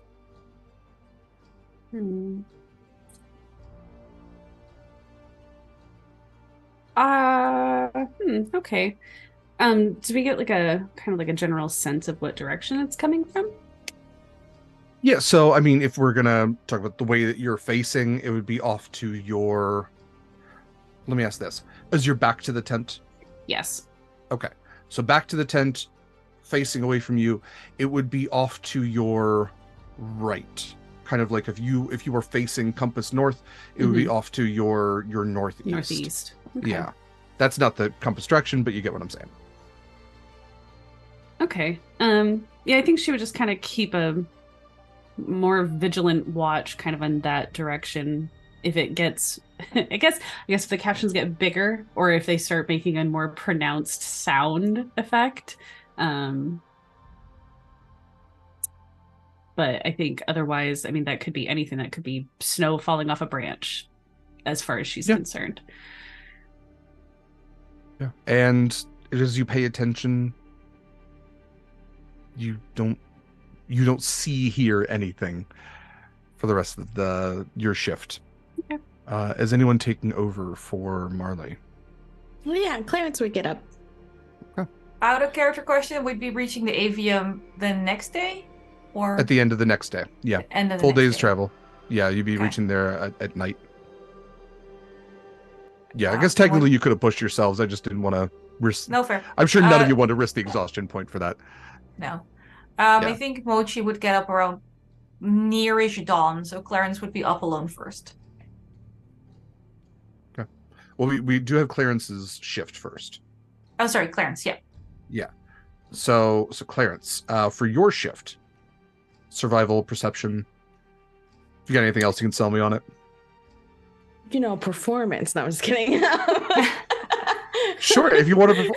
You know what? If you want to play out into the night, I would love that. I would love that so much. Keep yourself company. You're just like strumming a little tune.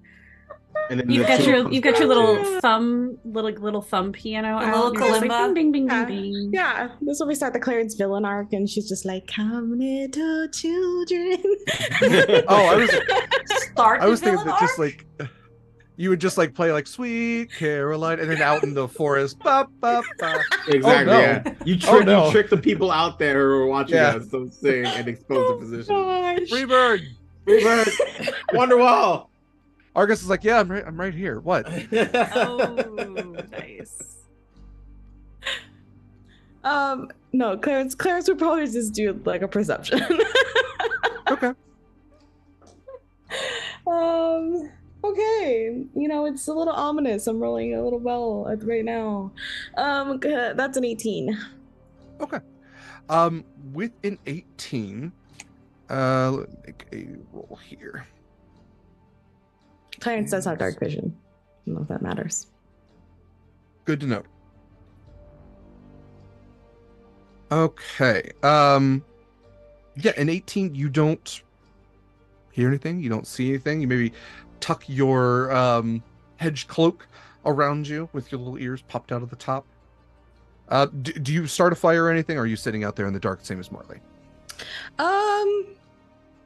Clarence would probably spend a little time in the dark and then would probably just make a little fire, like tiny fire, because they know that in the morning they're gonna need a big fire anyway. So if she gets a little fire started now, when you start a little fire, give me another perception check, please. Oh, that's not ominous. That's fine. Fine. Does this have to do with hearing? It does not. This is a visual thing. Okay, that's a 10. Okay. It's probably just trigger the light. But maybe for just a moment, there's a glint of 2 eyes out there off the flame. But it's gone before you can even register it. Like, it's probably just a couple of, like, you know, little sparks that came off it, little, cinders. It's nothing. Yeah, that's all good. Yeah. Clarence will go back, and at that point, you know, Clarence is like, yeah, no, it's fine. We have a fire now. Everything's fine. So Clarence is gonna, like, pull out a little book, and is just gonna start practicing her insults. Great. Yeah. just I feel like out into the forest. Yeah, I feel like Bill gave her a couple of, like, one-liners, and I, you know. Yeah, great. Okay. Love that. Now I'll have to think of what those are. Perfect. Okay. Evening ends, the moon lowers, the sun rises, and dawn arrives. You all get I was good gonna night's get sleep. up dawn-ish. Yeah. Perfect. And then Go ahead. I just want to park myself next to Clarence, wearing like a blankie and a cloak, and just here. Tell me when I'm wrong. Booming blade, dancing lights, eldritch blast, firebolt, frostbite, and she's just gonna start rehearsing evocation spells. This feels absolutely like Clarence is just like playing with her breath in the morning. Like, look, Mochi, I'm smoking. Do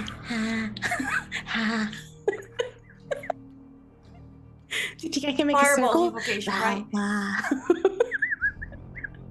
Mochi, give me an Arcana roll. Let's see how well you actually have this.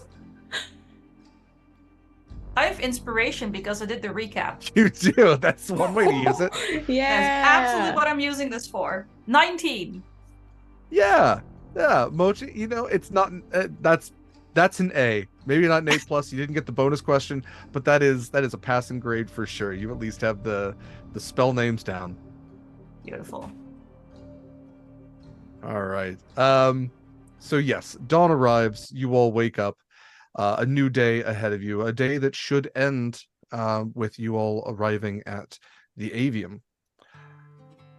Or I guess what are you all doing for the morning? If anything's out of the usual. Otherwise, we can say you have breakfast. You hit the trail as soon as everything is packed up. Eve. That's my favorite book.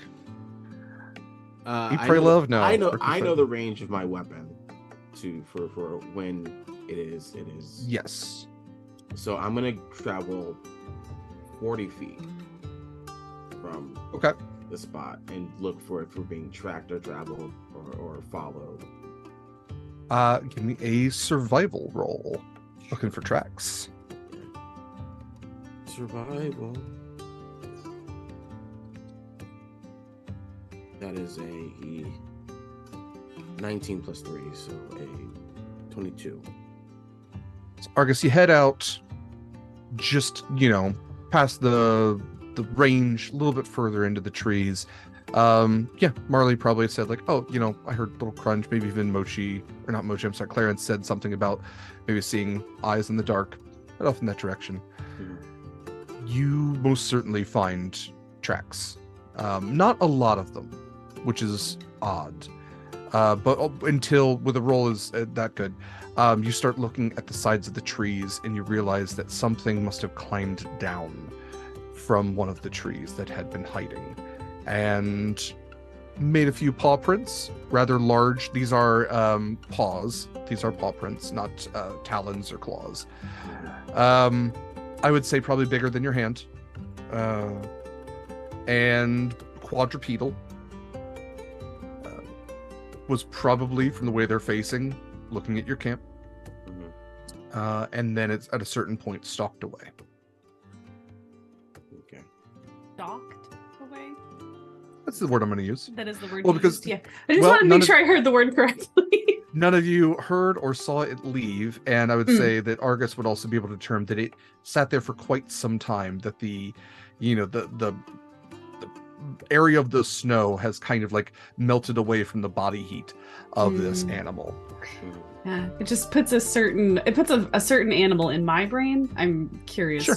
what other folks think about it. So interesting.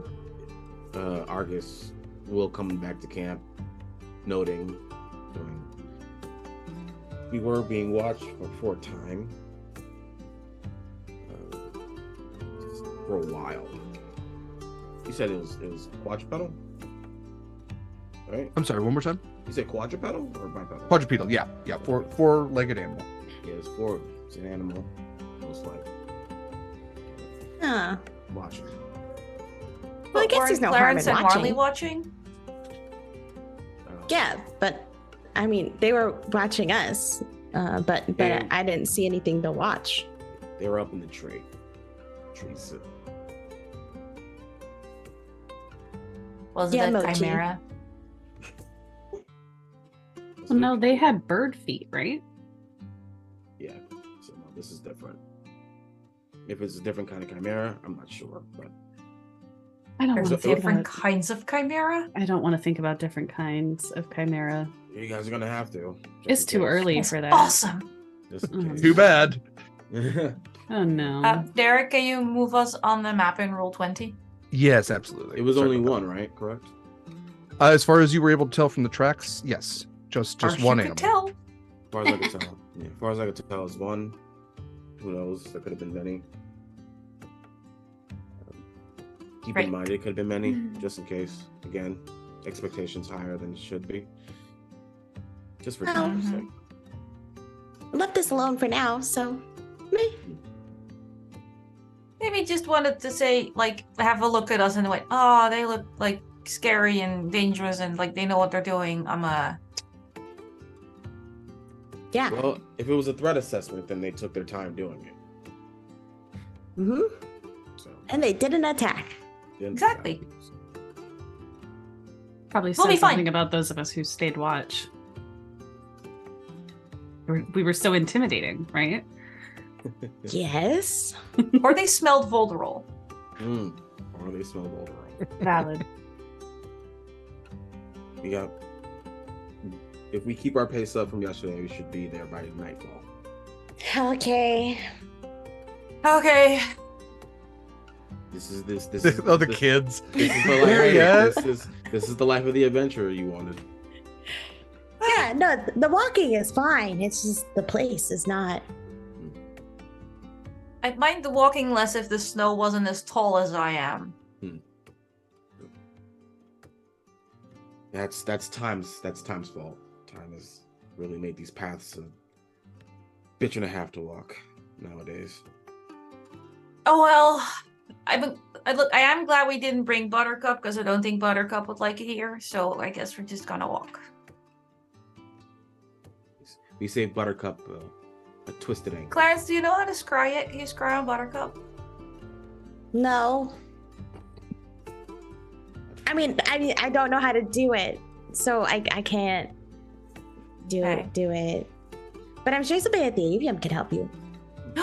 Yes. We'll make my mom scry on Buttercup. I'm sure that will go over well. Great use of resources. I think as we head out, Marley kind of loops her arm over Mochi's shoulder and she says, "So are you excited to see your mom at all?"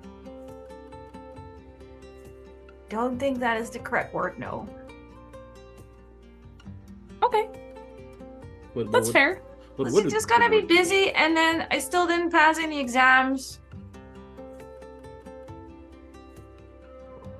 Is that all your mother's looking for? Well, she says no, and she used to be nicer and more fun, but then winter wouldn't go away. And she, like, Dad got busy, but different busy. Like, he just gathered people and started helping people, and Mom got busy, and she got all kind of obsessed with books, like they were gonna have all the answers because, they always had before for her. But then the books didn't have the answer, and winter didn't go away, and then she just got angry a lot and tired. Sounds like the track record for a lot of adults. I think a lot of us are angry and tired of winter. I think we're ready for this to be over. But, Mochi, I'm sure that your mom is still proud of you. I'm proud of you. You've done a lot since we've been here together. I can tell her about what I've done. Sure, we can tell her something. Because I'm pretty sure if we tell her what we've done, I won't be leaving the avium. I'll get grounded forever. Forever? Forever. I never knew a grounding to stop a It's child very, getting it's what a they very want. good point. Yeah. That is a very good point. Yeah. I mean, I get that winter's very upsetting. At the same time, I don't know really anything besides the winter. Mhm. So, everyone who's so upset about everything they've lost, like, I see what they're saying, but I don't know what they're missing. So, people yell at me and they call me glib or rude. I'm like, I'm 8. It's been winter for 5 years. I'm not gonna sit here and cry about summer with you because I don't know what the fuck you're on about. That's fair. You know, I hadn't thought about it that way before. But I think you've done a lot of good. We're helping people. I have been trying to help people. You've helped a lot of people. Marley starts to tick off a lot of people. And not just us. So, maybe it's not everything to have your mom's approval. Maybe that doesn't need to be everything. Just something to think about. I think that's the wildest thing anyone has ever said to Mochi.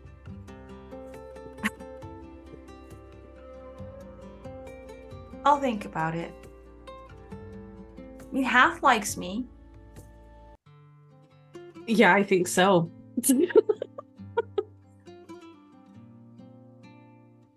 I'll think about it. But still don't mention most of the stuff. I think we're gonna take your lead.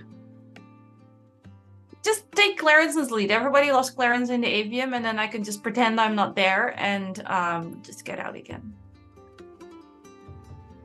Okay. I'm real good. Like, Clarence can be their big cool star, but I don't know if you've noticed, but I'm kind of good at sneaking, so I know all the sneaky ways in the avium. I know all the back passages. I know how to make sure that it looks like you were in class when you weren't. I know all the sneaky ways. Marley kind of files that one away under suddenly it's So does starting to Derek. make more sense Yeah. as to why maybe Mochi hasn't passed the entrance. Yeah, same. It's oh, okay, yep. Okay. Yep. Book type Look, thing's the supposed to skip willingness to class. study is there, the focus isn't. Yes. The will is there, but the body is weak. Exactly. Yep. The mind is willing, the body is weak. Mochi just absolutely stole a permanent hall pass from her mom's desk one day, and it was just Absolutely. it was gone from there. Yeah. Yeah. It's like the moment she played her first trick, she was set on a path. She just didn't know it yet. Yeah. All right. Well, as you all have been walking and talking, let's get some rolls. So, Argus, sticking with survival or something else for today?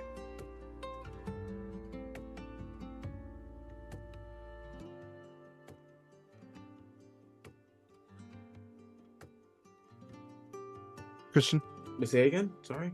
We're doing rolls for today. So did you want to do your survival still? Oh, or yeah, survival still. Okay. This is giving No, you're me good. advantage.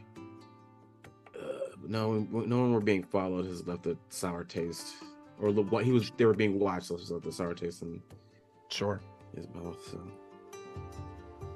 that is another 17. Okay. For survival, yes. So, still traveling forward at a pretty good clip. Keeping an eye out for any tracks. As far as you're aware, as you're moving through the snow, you are the first person to move through here in a while. It hasn't freshly snowed for at least a couple of days, judging by the way the pack is as you move through it, and you don't see any tracks in front of you as far as anybody who would have come through here, or anything who would have come through here. Mochi. I want to stick with perception. But I think with the walking and talking, my focus is a little less on the sky, because every time she has to talk about her mom, she just stares at the ground because trauma. Yay, mommy issues. If you want me to ditch the advantage because I'm talking about my mother while I'm perceiving, I will accept that. If you want to self-impose that, I leave that to you. I will I don't think Mochi deserves advantage on perception while talking about her mother. Always appreciate some parentally based self-sabotage. I mean, I still have +6 to perception, so it's still a dirty 20. Still pretty good. Okay. And that's perception, right? Yeah, perception. Yeah, okay. Still looking up at the trees, just looking around. I mean, with a 20, you can kind of do a little bit of everything, but... Yeah, there's a lot of, not making eye contact with party members. Yeah. I was gonna say, when Marley put her arm around you, you might have noticed, a lot of warmth. Nice but maybe and but maybe Mochi just interpreted that as, maternal kind of love that she hasn't received in a while. So maybe it was figurative for Mochi. I don't think Mochi would know maternal warmth if it hit her in the face at this point. Oh no. Yeah, that's fair. But yes, no, looking up, looking around. Again, it's very quiet in the wood where you are. You probably, as you're hitting the half-day point, might even be able to see as over the horizon the upper silhouette of the avium, which is one of the largest, most ancient trees. I mean, the avium and the alderheart are almost on par. The avium is the alderheart's younger sibling. So whereas it's a metropolis with the alderheart, the avium is still rather large and has some unique magical aspects to it that Mochi might be able to identify even vaguely with by eyesight over the horizon. So you're getting closer. Okay. Marley. That is a 17 for visual-based perception. Okay. So I think after talking with Argus and him talking about the footprints in the snow and thinking that it was something climbing down out of the trees, she's probably scanning more toward the trunks of the trees and where the larger branches meet the trunks to see if she's noticing anything moving there, sitting there. I guess trying to kind of track behind them to see if anything's following them through the trees. Okay. With your captions, again, kind of you might pick up the captions of your friends talking, but when it comes to audio description, the vaguest of crunch, the vaguest of we're just getting into onomatopoeia at this point. It's nothing that you couldn't rule out as just being snow shifting. Yeah. Okay. But you are picking up on something. Is it similar to what she saw last night? Very similar. Okay, then in that case, but also, she's gonna make sure that Argus is aware that this is what I saw last night and this is what I'm seeing now, and it seems very, very similar, and it is coming from behind us? Question? Behind you and also a little bit in front of you, to your 10 o'clock. Okay. Yeah. Okay. Yeah, so she would definitely relay that to him, kind of like move up a little bit closer to him and just kind of like keep her tone down and hey, not to alert the other two and make them have a, freak out, but also I'm hearing Don't tell this. the kids. Don't tell the kids. The other three. The other three. Don't tell the kids. Yeah, don't tell the children or grandpa. Everything's fine. Grandpa, everything's fine. Everything's fine, but there also... will be flashbacks. You can't. Mushroom peepums, are you okay? I need to remember to call Volderall mushroom peepums next time Pan's here. Okay, Clarence, what about you? Clarence has been hanging back and has been very, very quiet this whole time. So Clarence is going to be focusing on what they can hear. As they're also focusing on their inner thoughts. So that is a 15 for hearing perception. 15. Kind of twisting the ears around like little radar dishes. It's hard to tell. Clarence isn't playing music today. Clarence is kind of just like listening out for stuff. Hard to tell where you are, the crunch of your party through the snow over anything else. Like there's wind that blows through from time to time that might shuffle some snow off of a branch and it will fall to the ground with that kind of like that solidly wet smack on like wet cement hitting dry cement. Yeah, it's hard to see anything else out there. It's also there's a level of fog that is starting to come up as the sun is hitting its highest point and is just barely able to evaporate some of the snow off of the surface layer, and it creates that low-lying fog where it's not warm enough to completely evaporate. It's still kind of clinging low due to the coldness.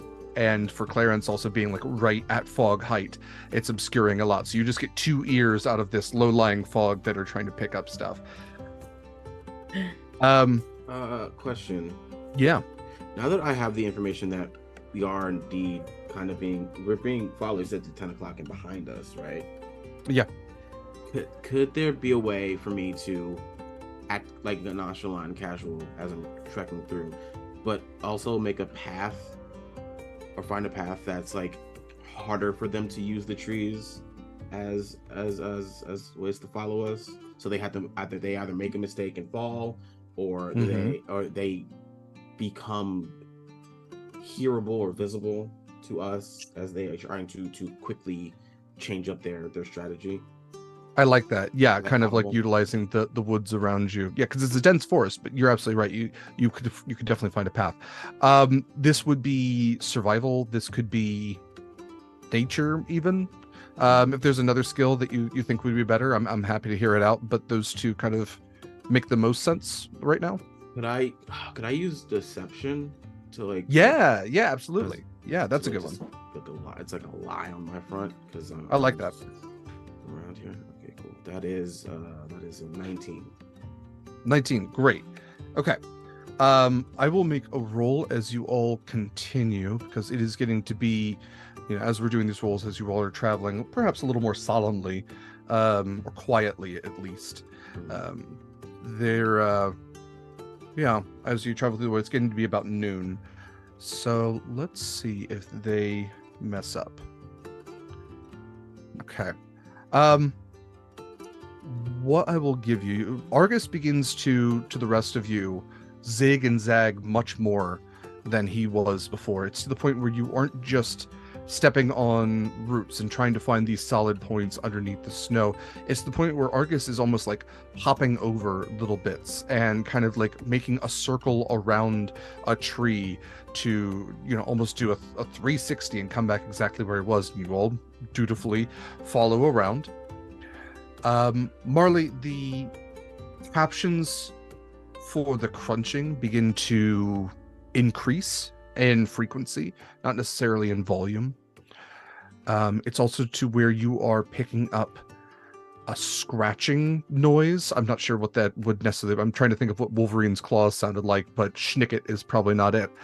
But you're picking up on something scratching on the bark from behind you, not ahead of you. That is an increased frequency in the crunches. Again, they aren't. It's not like a pitter patter. It's not one after another, but the tempo has increased, and it seems like Argus has given whatever these two things are reason to become more frantic and try to keep up with whatever his seemingly randomized movements have become. And I think as we notice that Argus is starting to kind of deviate from what the obvious path to us would be, and kind of moving a little bit more erratically, Marley will drop back with Mochi and Clarence and kind of let them know what's going on, that what we heard last night, what we saw last night is still out there. As a personal aside, I want to say, hell yeah, I knew it was a Wolverine right from the beginning. Oh, I'm so excited. Like, that was my first thought. I'm so happy. Yes. Okay. That's right. Y'all found yourselves in the great state of Michigan. Yeah, we have them in Maine too. They're great. Ah, boy howdy. Boy howdy. Yes, it's just the mutant Wolverine. He's the villain of this. Just him. He's wearing this bright yellow spandex outfit and still somehow manages to be hidden. How did you not see this old man? He's the best at what he does, and what he does isn't very nice. Okay. I have no idea what any of the fuck you are on about. I just know read a book, read a comic book. Oh no. Okay. I vaguely remember something about Hugh Jackman looking really good. Yes. And that's kind of where all of the memories stop. That's valid. The huge Jackman. He was, yes. Yes. That is Wolverine. You are correct. He was shredded. Okay. I don't remember the plot. I don't remember the storyline. It's unnecessary. Yeah, it really is. He got progressively more shredded, to be fair. The first X-Men movie, he was like mid 2000s hot, and then they're like, wait, we needed to hydrate him so much more. Right? At one point they went too far and I just felt bad for him. Oh, he truly is the greatest showman. That's not what this show's about. So you Can we do Greatest Showman for movie night? Sure. We'll save this for after the stream. So you all continue on. Is there anything you all wanted to do in preparation now that Argus has kind of solidified where these two creatures might be, or these two noise-making things? I'll just give you the creatures. But is there anything you all wanted to do, or is this kind of just we're gonna see what happens sort of deal? Marley is the one who's relaying this to us, right? Yes. Are they? If I grab my shield, will they know we know, or are they dumb? That's a great question. I wonder if Marley would have it. I don't think Marley would be the one who has information about whether or not a feral creature in this world is dangerous. But I think we can safely presume that I don't know. I don't casually draw my shield and make it look like I don't know we're being chased, but I'm just messing with my shield, because I did try to hand it to Clarence before. It was very funny. You're just like picking your teeth in the reflection or something. Yeah. Yeah. Can I draw my shield with deception? Is that a thing? Yeah. If you want to nonchalantly draw your shield, sure. I mean, I'll probably just go like, so I'm going to paint half the symbol here, and then the fake blood splatter's going here, but that's for after the avian when my mom can't see it. Yeah, I'm not very deceptive at this, but that's a 12? Better than nothing. Okay. Because above table, if these things have been following us since last night and have been waiting, so they have some semblance of patience and strategy. Yes, valid this point. Is above table. This is so. And don't do the posture checks to me, my poor back. No, 12. That's the best I can do. Best I can do. Okay. So what I will say, if any of you would like to reason out what these things are, you could do a nature check. See if you could reason out what maybe something, if Argus pointed out paw prints, what something in the Humblewood might look like with paw prints that size. Clarence will take a stab at it.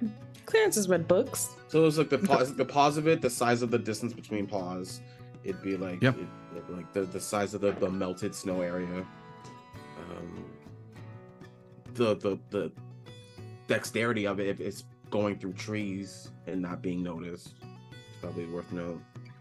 Yeah, Argus has got like the actual taxonomy notes going for this thing. Exactly. Yeah. So I think with that, you could roll with advantage. I've been followed a lot in my mercenary career. So. Right. Mercenary. Right, I think at this point, Mochi's going to be actually like using a brick of charcoal from the fire to draw Hath on the shield, and will not be participating in this check. Stick figure Hath. No, just you have to do the mask. The mask. Oh, I didn't know if it was maybe the constellation. That would work too. Yeah. Her holy symbol is officially the mask. I do like the mask over the single eye on your sentinel shield. That's great. I love that. Clarence, what'd you get? It was a 15. 15. Okay. Could be a couple of things. Because there are dire wolves. There are larger predators. The tough thing is there haven't been historically a lot of larger predators in the Humblewood. A lot of them get chased off. They live in the mountains. They live on the outskirts because otherwise they just hunt humble folk, and humble folk don't appreciate being hunted. However, you also know that with the winter, times are tough for everybody. Desperate times, desperate measures, even for wild animals. Something that comes down from a tree, probably not a direwolf, maybe not an owl bear. They typically live in caves. Probably not a regular bear. Maybe a big cat. There's mountain cats. They're pretty big. And then there's the bigger ones. Those are the mountain trackers. Those haven't come down for a while though.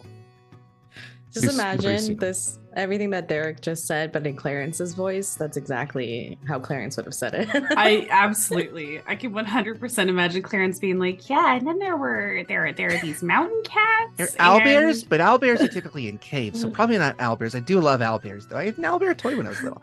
And then probably not wolves. We should get a dog. No, probably not a good idea. Cats. Ooh, cats. So yeah, a forest tracker or a forest prowler even, or I'm sorry, a mountain tracker or a forest prowler is probably what you're between, which are kind of like giant predatory cats, giant cougars. I mean, we're talking a large, like horse-sized cat, feral cat with horns. And the mountain ones have like little rocky bits that make their hide super tough. And the forest prowlers have larger horns, which kind of separates their taxonomy. Do they both have horns? They both have horns. Okay. So Clarence would just clarify and be like, okay, so they both have horns, but look for the one that has rocky bits. That one, it's harder to hit.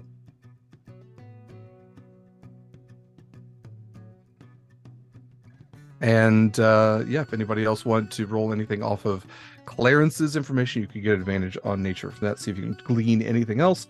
Otherwise, what's the plan? Continue on.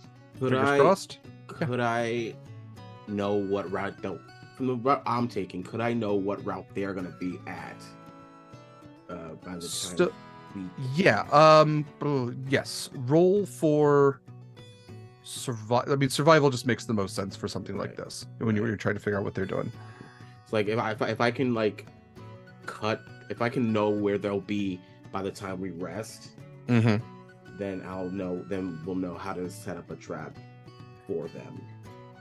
But we're not resting. We're going straight to the Avium. Right. Yeah. So yeah. Give me the survival roll. We'll go from there. I got you. That is a 22.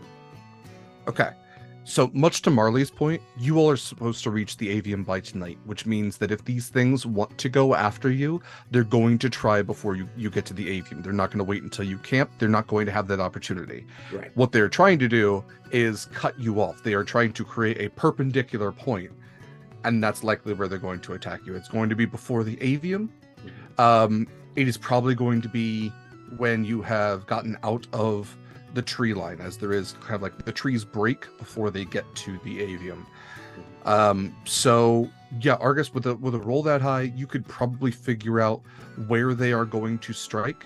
It's the difficult thing is you will get there the same time they do. Yes. Since they've been following, so setting a trap will be hard. You well, can be prepared for them. As long because we can't be surprised anyway because of my weapon.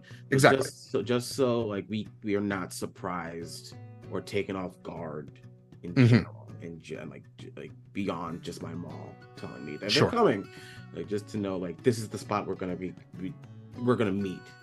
is essentially like so everyone has like ample time to think about what they want to do before we hit that spot. Exactly. Okay. Well, speaking of that spot, let's go ahead and since this feels like a bit of an inevitable point, I'm going to move you all over to the next battle map here. Dun, dun, dun. You all are able to travel out of the Yes. forest for a small point where it mostly becomes like brush area more than anything else. And whereas the trees might have snow on them, the bushes, the larger plants are they've almost become just hills of snow as the snow has become more and more packed on them over time. So you have almost like they're pretty solid. They could probably hold your weight if you wanted them to. But yes, you do find these, almost like these little breakouts of snow that probably were vines, bushes, maybe even small trees, just groupings of plants that have kind of been covered up. And I'm going to move all of you onto the map. Please rearrange yourselves as you like. Roll20 wants to be cooperative. Drop Argus there. Maybe you all can drop yourselves because it's not giving me the opportunity here. So if you want to drop yourselves, you can see that there is they're kind of coming to a choke point. So you do have one of the cats to the southwest, the other one to the direct north. You just want to place yourselves in a battle formation if you would like, in between the two of them. At a certain point, you get into this open space where you seem to be kind of surrounded on all sides with a path before you and a path in front of you. And it is at that point that you hear a growl from behind. And as you look, you can see basically like a mountain lion with large horns poking up from above its eyes. It has a very unique pattern to it of where it seems to have, like, over time tried to make its fur adapt to the winter. There's whites, there's browns. You get why you couldn't see it. It would have blended in perfectly in a winter forest. It has massive claws that it can neither, extend nor descend. It's probably not the right word, but and it is full angry cat face, snarling, hissing at you, tail flicking. You are its prey. And just as you see that one, you see its mirror image just in front of you. They have come to cut you off like velociraptors. And Clever. yeah. There we go. Okay, there's an Argus. There's a Clarence. There's a Marley. There's a Mochi. Yeah. Okay, so And there's a Volderall, which I am just going to put Volderall off to the side here until Pan can control Volderall. But yes, you all can orient yourselves as you'd like. And we are going to go ahead and roll for initiative.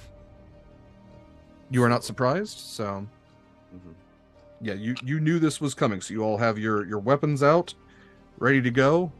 You knew there were two. Kind of got a good idea as to what they are. This one does one look more leader-ish between the two? The one is bigger than the other. Probably both adults from what you're judging, but yeah, there definitely seems to be the one behind you was probably the one that is larger.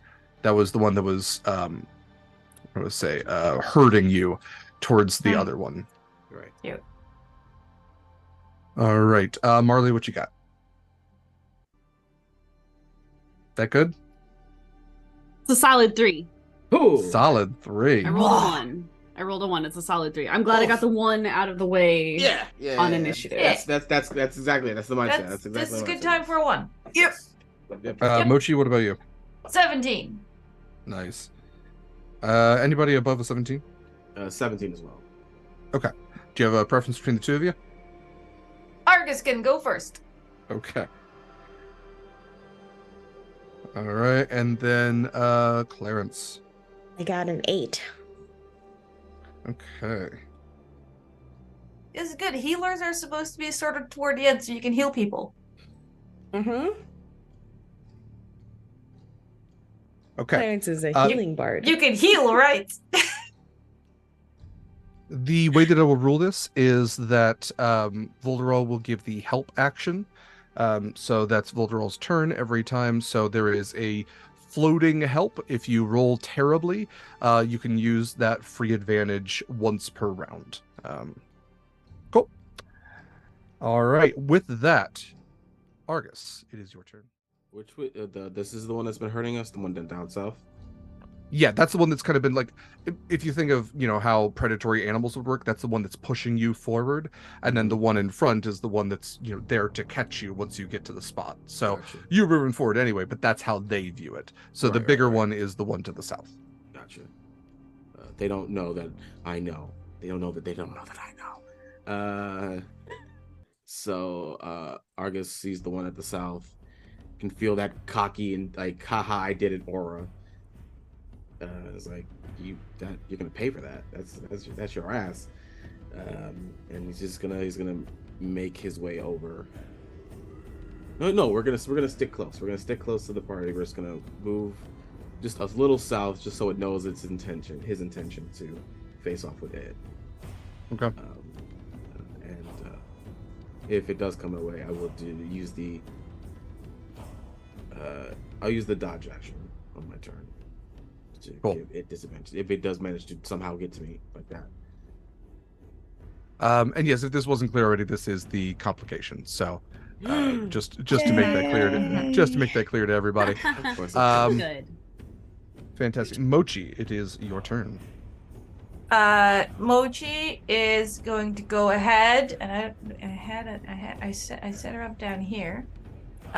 Invoke duplicity. Okay. And then I need the ruler real quick. Argus is running south for some reason when there's clearly one to the north as well. So my little duplicate's gonna be right there. Oh, cute and shit. And that is my regular action. I'm not gonna do any kind of bonus yet. Doesn't need to get that. Actually, yeah. Bonus action, move my duplicate to get the extra few feet it needs to get here-ish. Yeah. I want to see what the attacks do on not one of my party members, basically. Yeah, good hypothesis. That's scientific method right there. Exactly. Also, it's gonna soak some damage that I won't have to heal. Okay. All right. Great. Anything else for your turn? No, I'm gonna stay where I am. Okay. So just to be clear, the duplicate is the one that is right next to the Correct. forest prowler. Mochi would Okay. absolutely not put her own fluffy ass there, but her duplicate's good. Okay. With that, let's see. It is Forest Prowler's turn.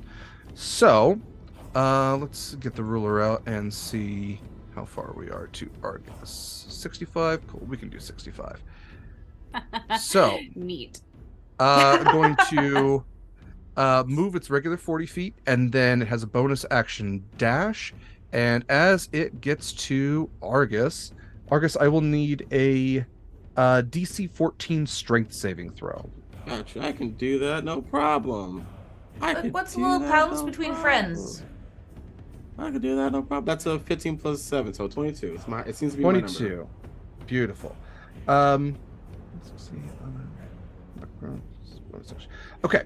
So, what this creature does as it comes just bounding towards you, you basically put yourself out there as the way that a predatory animal might see this is you've separated from the group. You're either the strongest or the weakest, and it's going to find out. It's going to fuck around and find out. Yeah. So, it is going to make 4 attacks on you. Well, these all have disadvantage because I did the dodge action. Exactly. So, that is not going to hit. That's not going to hit. That's not going to hit. And Music to our ears. that will hit. So 4 attacks is a little worrisome. yeah, so you got 3 claw attacks, 1 bite attack. The bite attack is going to be the one that hits. That is going to be, you are not prone, so it is only 2d8 plus 4. Good lord. So that is 15 points of piercing damage as this forest prowler lunges towards you, tries to knock you prone. You were able to stand tall, but still, as you are dodging claws left and right and left again, a bite comes and solidly connects with you and gets through the armor. Let's do the other one here, which has a perfectly good candidate for chomping right in front of it. Remind me, the duplicate has like a physical form, right? Or is it just an illusion? Yes. Okay. Well, it's an illusory duplicate, but it can grant stuff like advantage. So it's a little more than a regular illusion, but it's not like made of flesh. Okay, so it will make a claw attack against the illusion, which is a 16. Miss. Okay, does it miss because it can't hit anything, or does it miss because the illusion has an AC? Can't hit.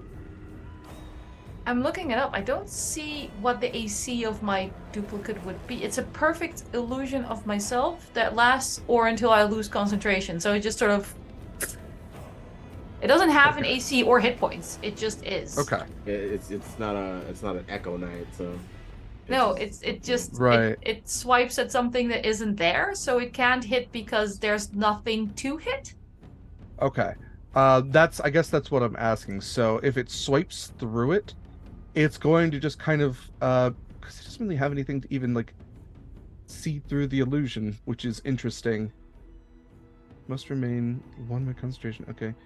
5 feet of creature, you have advantage. Okay.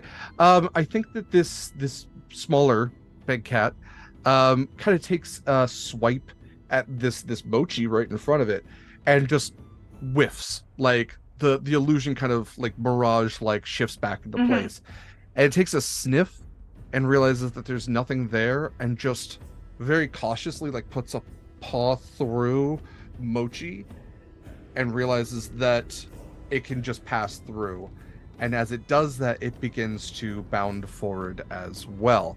At least we took at least 2 attacks away from it. And the closest person to this one is Marley, it looks like. So Marley, I will need a DC 13 strength saving throw, please.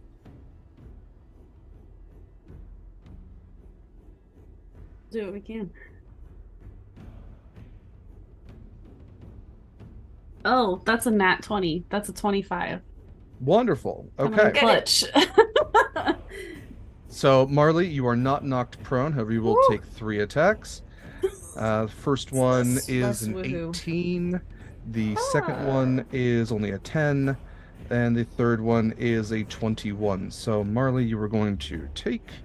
Oh my god, I thought that was the damage, and I was like, I'm so unconscious, it's not even funny. It was 11, but... and then... You had me in the first half. Holy cow. 19, 22... It still doesn't sound good.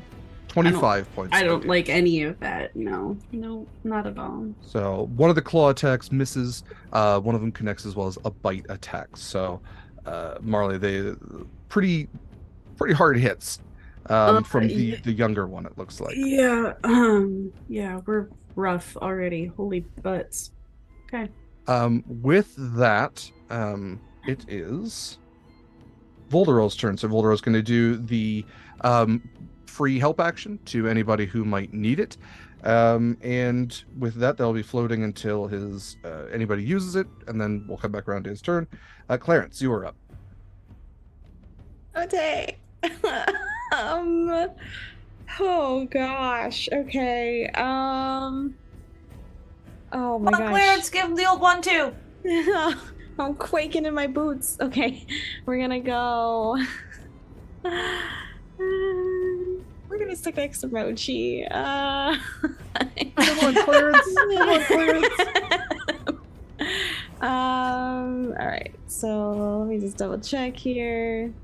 We got that one. We got that one. Okay. So Clarence is seeing how these things get many swipies, and Clarence just says no swiping. That's what we call them. We call them swipies. Yeah. The forest bad guys, no swiping. Okay. So Clarence is going to use Bane on the two creatures. Okay. They have to make a charisma saving throw. Okay, they don't have great charisma. Yeah, that's a 1 - 1, so a 0 for one of them, a 12 for the other. 12, 10. 12 does not make it. Okay, so both are baned. Baned, yep. So that means they forever take disadvantage until Bane ends. They have to talk like Tom Hardy. Yeah. Yes, they do. Yep. I expect a lot of, vocal I work want there. tummy rubs. Oh, it's not disadvantage. Oh my god. It's the minus the D4 to their attack and saving throw rolls from now on.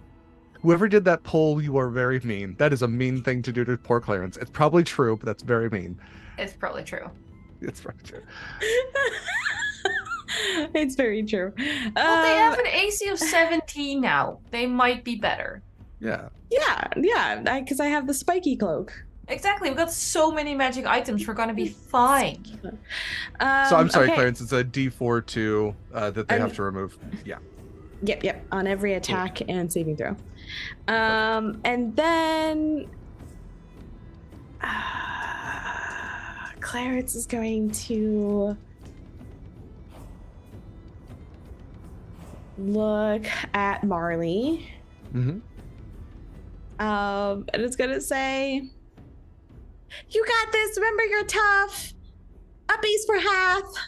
As Clarence casts her wandering trick in place of her bardic inspiration, which means Marley will gain an extra 6 temporary hit points. Okay. Yeah. Beautiful. Marley. That's everything. Thank you, Shadow. Marley, it is your turn. Beautiful. Mechanical question. I know that when you use a ranged weapon against a creature that is very close to you, you get disadvantage. But if a creature is close to you and you aim at something else, do you still get disadvantage? No. Beautiful. Okay, so Marley's gonna pull out that crossbow that she got from one of the dudes, and she's gonna aim at this one over here who's messing with Argus and the bigger boy. The bigger boy, yeah. So we're gonna give that a shot, no pun intended, and see how that works out. So that is not so great. That is a 12 to hit. 12 does not hit. 12 does not hit. So Okay. the crossbow bolt, bing, kind of flicks off as it hits the hard. I was gonna say carapace. That's horrible on a cat. Yeah, for sure. The harder skin of this cat, the toughened hide. And she's gonna drop the crossbow and action surge to just do a regular sword attack on the one that's here in front of her. Go for it. That, oh god, my heart literally just dropped into my stomach. I thought it was a 1. But it was not. That's an 18 to hit. 18 does hit. Oh man, my heart just went. That is 13 damage. Wonderful. All right. Anything else for your turn? No. Okay. With that, we are back to top of the order then with Arcus. So this thing bit down on me, right? And does it still Correct, have to be yeah. bit down? I always kind of ruled it like it takes a bite, backs off, so you still are all both in your 5-foot squares. It's not like you're not grappled, I guess I should say. I think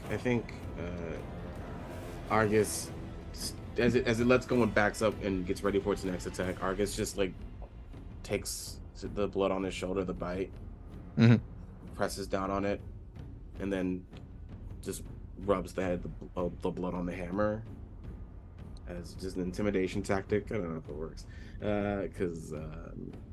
and just goes in laughing, showing that he's not afraid of this thing. Okay. Because I know that I can use my intimidation using my strength or my dex to do that. But that's up to you. If you want to do intimidate, I would say it's a wild animal, so you kind of just like rubbed a snack on your hammer. But I would say that you could try to intimidate, like you're trying to, like owls poof themselves up. That's a thing that they do. So if you would like to look bigger than you are, intimidate a wild animal, go for it. That is a 25 in that case. Okay. I will, again, they actually have an okay wisdom. I will roll their wisdom against, and... I just want this thing to know I picked the wrong one. Right. Rolled a 21 in total, so it's a little taken aback from you. You are intimidating. I would give you, let's do this. We could do advantage on one of your attacks or disadvantage on one of its next attacks. I will get advantage on my attack. That's the case. Go for it. So we'll do that. That is a 21 to hit. That'll hit. That is... Hold on. Roll 20, please. Not roll 20. D&D Beyond, please. That's 12 bludgeoning damage for the first one. And I will accent surge to do another one. And I will use my auto crit on this one. Okay. And we'll roll that damage. It's just double dice, right?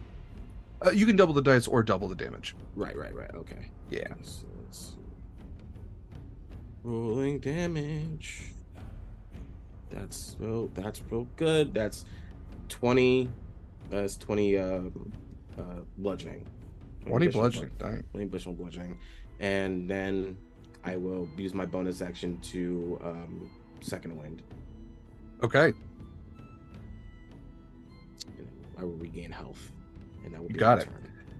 Perfect. As it's like he smears the blood, and as he's approaching, seems to get bigger to this animal. And then before it knows it, it's just getting with almost like one hand, it just smashes the maw on top of its skull, and then as it's recovering from that first one, quickly does it again before it can even think about what's happening. You there's steam coming off your hammer from where you wiped the blood of it that's still warm, and as you're smacking this giant feral cat in the face, you're knocking like teeth to the side. You're leaving marks on this thing, and yet it roars like a giant tiger in your face in defiance.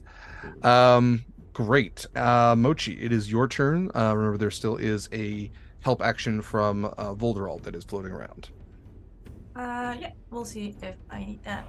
I will use my bonus action to move my duplicate to behind the giant cat in front of Marley.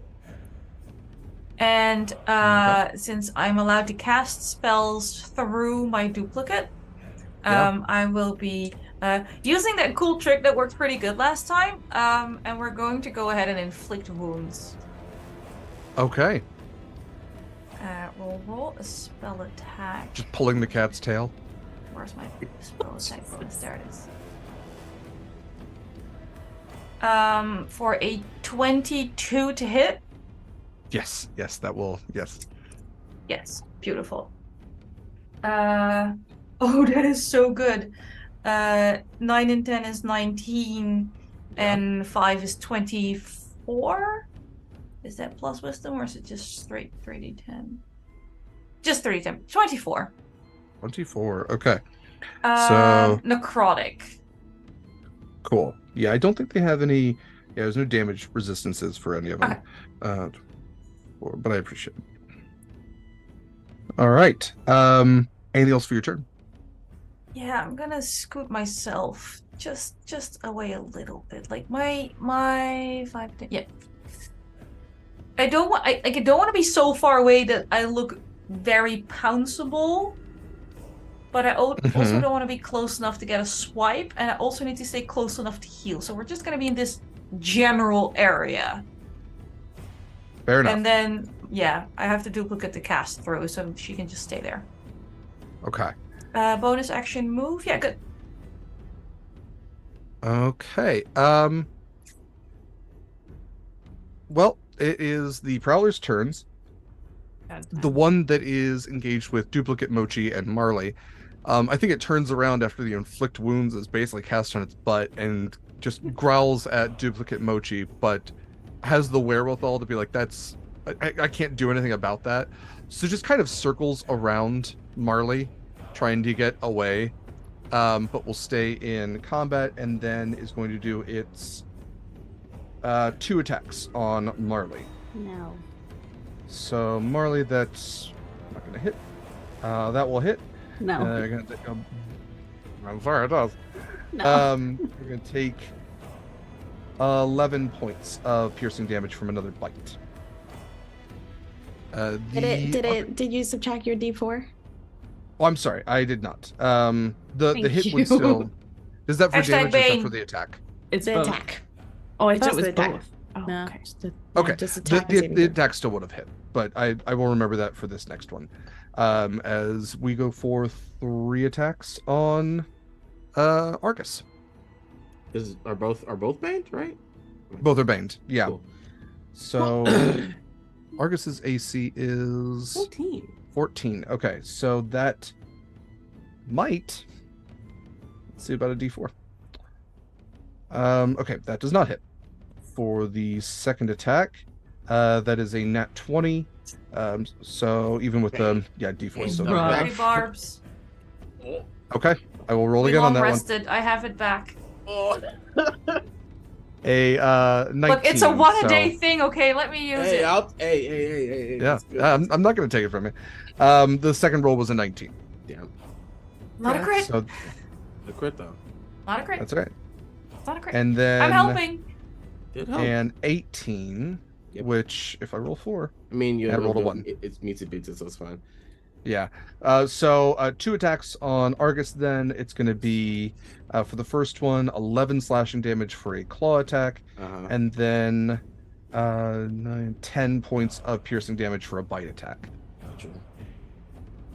11 and 10. Gotcha. Yep. So 21 Glad- points of glad I healed. slashing piercing. Yeah. Glad I healed. That is.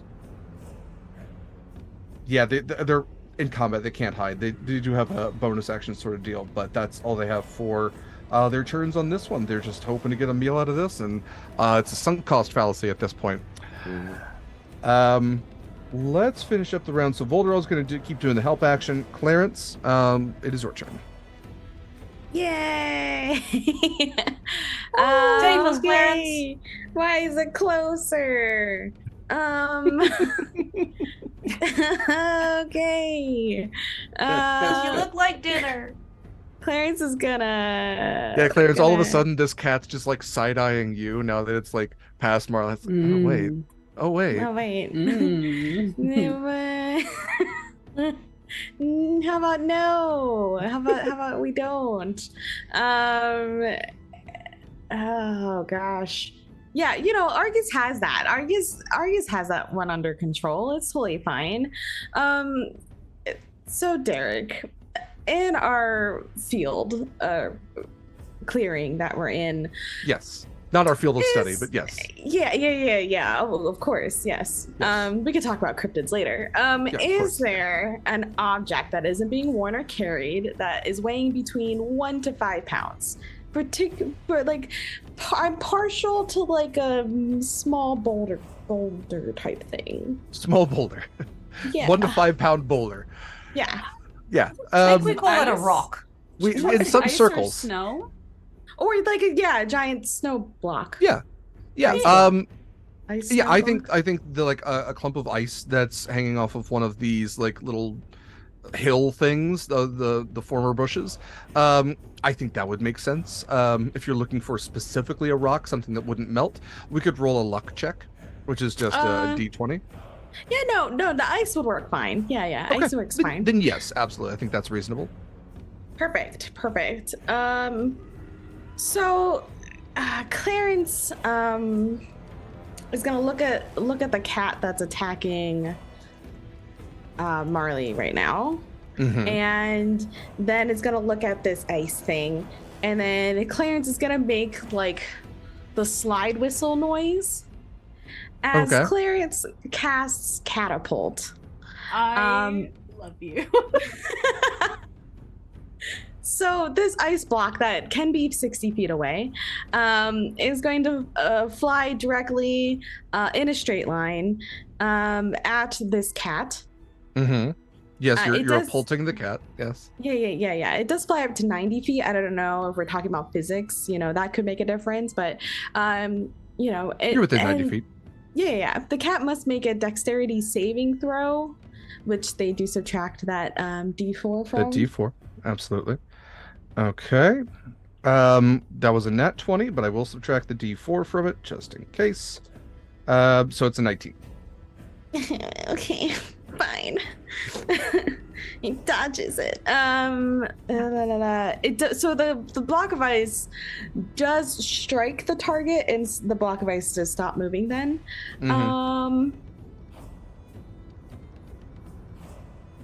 but nothing happens. No damage happens. The block of ice just kind of is like boop. Probably just angers it. Yeah, ears are Let's be pulled real. back. It hisses. It's trying to look for like where that came from. Again, eyes kind of lock on you for a second. Yeah. Okay. Yeah, that's we're just, you know what, we're gonna take another step back. Okay. That'll be it. Getting a little nervous. I love the little kid that's like in the winter porcupine outfit, throws a snowball and misses and goes, "Oh no." And it hides behind the 8-year-old raccoon. Yeah. It's fine. You got this. Oh, great. Emoji can't keep throwing the age out there. Emoji's like, I'm an adult. I'm only 8. Like, there's Young adult. Yeah. Working it out. We are going to end today with Marley. Marley, what would you like to do for your turn? Well, first of all, we're gonna second wind because Marley is fucking rough. We are Probably hurting. smart. Very smart. We are hurting so very badly, and I should have pulled out a D10 when I was thinking about this already. That is 12 extra hit points. Thank goodness. Marley, roll me an Arcana check. No. Hold on. I gotta write this number down because otherwise I'll forget it. Okay. Arcana check. That's a solid 6. Okay. I like that. Great. I don't now. I'm now worried. Thank you.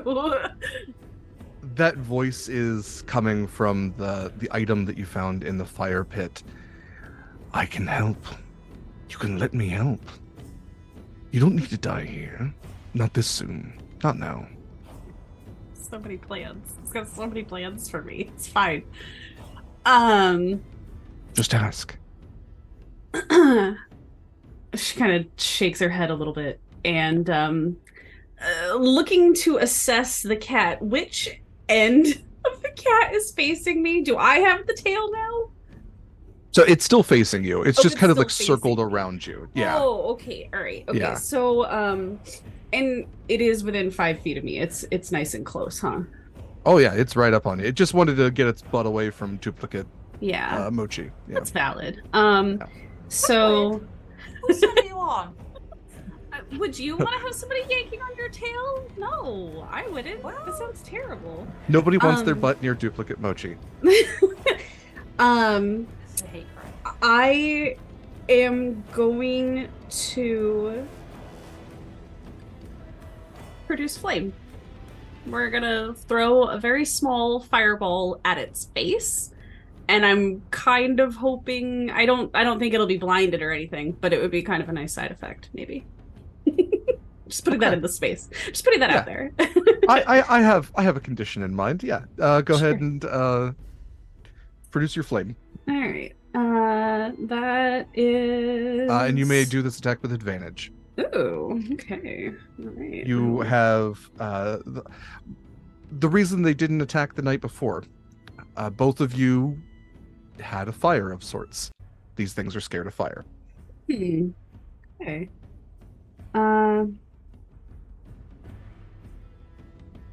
Did I not write down what my bonus would be for this? Oh, it's charisma. It's 12.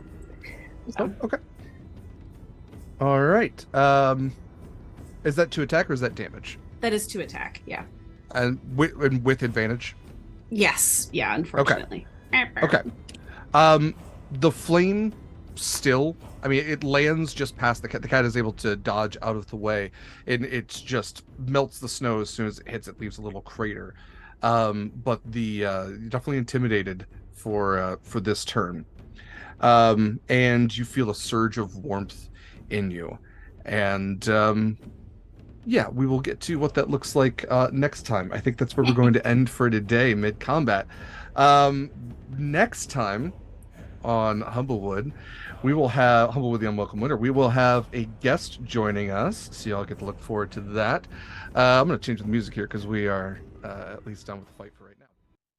So, thank you all for joining us. Thank you for joining us for another session of Humblewood the Unwelcome Winter. Thank you to everyone who donated today. It is very much appreciated. This lovely complication is very much appreciated. I am Derek. I've been your GM for this. I will get to all of my plugs here in a moment, but I definitely want to shout out this wonderful cast that I have and just say wonderful things about them and have them say wonderful things about themselves because they are just absolutely fantastic. So yes, we will finish this combat next time. We will have our guest next time, and we will get to even more mysteries, secrets, and maybe even some more fights next time. We'll see. Dun dun dun, indeed. Let's go ahead and go around. You want to promote your projects, where we can find more of your lovely selves. Christian, if you don't mind starting us out.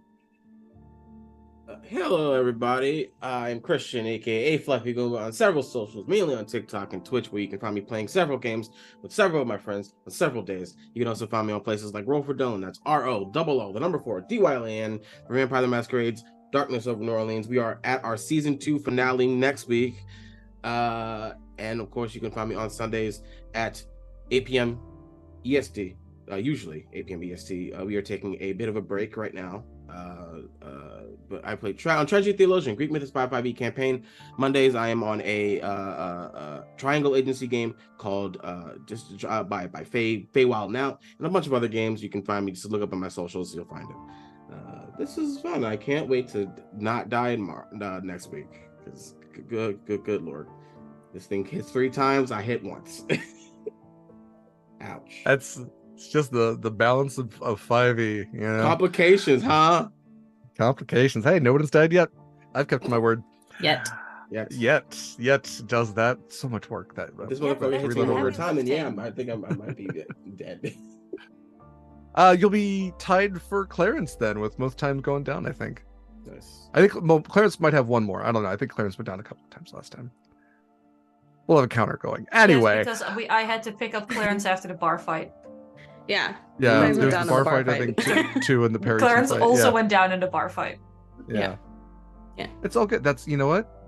that's a party is well rounded for a reason. Hey, you know? Don't worry, half will pick you back up. Yeah, if a fighter doesn't go down the most in a D&D campaign, something's wrong. Yeah. Yeah, uppies for Hath means more than just, be lifted by that spirit. I hate that everyone just did that when I said it. Well, that feels good in a bad way, and I'm going to make sure not to abuse that. Speaking of, Anniek, where can we find more of your lovely self? My name is Anniek. I go by she, they pronouns, and currently you can find me only here because everything else I was doing ended yesterday. Playing Mochi here on Sundays, at least until late December. And then they have promised me that I get my GM slot back, which means I get to run games here again, which means I'll be running at least 4 different horror games at the start of next year with some regular cast members, but also with some open seats if you want to play horror games with me. So keep an eye on the Sorting Key socials because that is where they will be posting our casting calls. So if you want to come play horror with me, keep an eye out. And sometimes I paint things, but I have at least one more commission to finish before I can start promoting that again. Please no more cats. No more cats. You can see some of Anniek's work on the Sword and Key Discord, which I will get to how to join that here in a moment. You probably see it in chat as well. Next up, Liz. I was going to say Marley, and I was like, no, real name. No, Liz. real name. Yes. Yeah, gotta remember this. Call her Harlow. Yeah, Marlo. There's so many options now, so many. Hi, friends. Marliz. My name is Liz, and I have been Marley, who is really, really bad off right now. It's going to be a time next week. Right now, I am actually just here for tabletop stuff. This is the only place you can find me on streams, but I am doing a lot of stuff on my own website. You can find it in that link that I'm sure somewhere popped up in the chat. All of my stuff is there, all of my socials. I'm posting a lot on Instagram about all the projects that I'm working on. I am this close. I am waiting for a package to arrive with a bunch of printed editions of my tabletop games. So I have 5 different games that are going to be hitting my store this week, and I'm so excited. So we're doing a lot of things right now. So please follow if that sort of stuff interests you. So that's what we're doing. Thanks. Definitely check that stuff out. I'm very excited for all of that stuff to be in print and spread it around. And it's great to play games with other people. It's also nice to just play a solo game sometimes and stretch your imagination and find a cool story that you can tell by yourself. And Liz facilitates all of that. It's incredible. Last, absolutely not least, Shadow. Hi everybody, I'm Shadow. I use she, her pronouns. I do things sometimes here on Twitch on my own channel, Shadow Sylvia. That's gonna need an overhaul actually probably within the next month or so. So keep an eye out for great fun times. Otherwise, you'll find me in some other TTRPG spaces. One of them is Roll D5, where we specialize in playing indie TTRPGs. And actually tomorrow night, we're going to be having a one-shot of Perils and Princesses, Perils and Princesses, because it's many princesses, lots of perils. So everyone gets to play a princess of some sort, and they go up against a bunch of perils, and we're actually having the curator, Ryan, aka Outrider Creative, running the game. So that's going to be a good time. Otherwise they have a couple other games going on. And then on Fridays at, I think we're now doing 9 a.m. Eastern because of the time change. Between 9 a.m. and 10 a.m. Eastern over on Julie's channel, you'll find me playing Goobot Bonnois. We are doing about 4 to 6 sessions of the Sword Devil playthrough, which is one of the adventures that comes with the core rulebook for that. And we just did our character creation, and I will still be playing my small little deer folk, but now I will be a sword poet. Which is kind of somebody who dances around the battlefield and basically insults everybody through song. So yeah, feel free to check out those adventures for the next few sessions. And then, of course, we'll be here on Sundays playing Clarence, who doesn't get into any trouble at all whatsoever. Never. Day in his life. Thank you, Shadow. Again, support these people in any way you can. They are fantastic. Please go at least follow them on social media, check out their streams, check out their projects. You literally can't go wrong. And also, you can follow Pan, who plays Volderol in the show, at Stellar Encore, STELLARENCORE. I don't have all of Pan's projects memorized, but if you go to social media, you can find all the stuff there. Thank you, Eva. Also, yeah, thank you to Eva for running production in the background. You can never see her lovely face, but she does an incredible job. Also, shout out to Michael for doing the artwork and also for winning the giveaway. Thank you to Michael Sandoval. You can find all of Michael's artwork. Instagram is probably the best place at Michael Sandoval, MIKYLSANDOVAL. And yes, the artwork for this, the artwork for Horizon's Call, the artwork for a bunch of other stuff. And you can see all of it over on our Discord and hang out with cool people and chat about cool stuff. You can find all of Sword and Key's links at beacons.ai/Sword and Key, all one word. We have a Blue Sky, we have an Instagram, we have Twitter. But you can also join our Discord there. The link is there. You can also continue to donate to the cause of fauna and flora. The link for that is there as well as any pallies, any other ongoing campaigns. Thank you to everyone who donated to the Patty Aware International campaign during the month of October. That was awesome. That was very successful. And appreciate everything that you guys gave for all those one-shots then.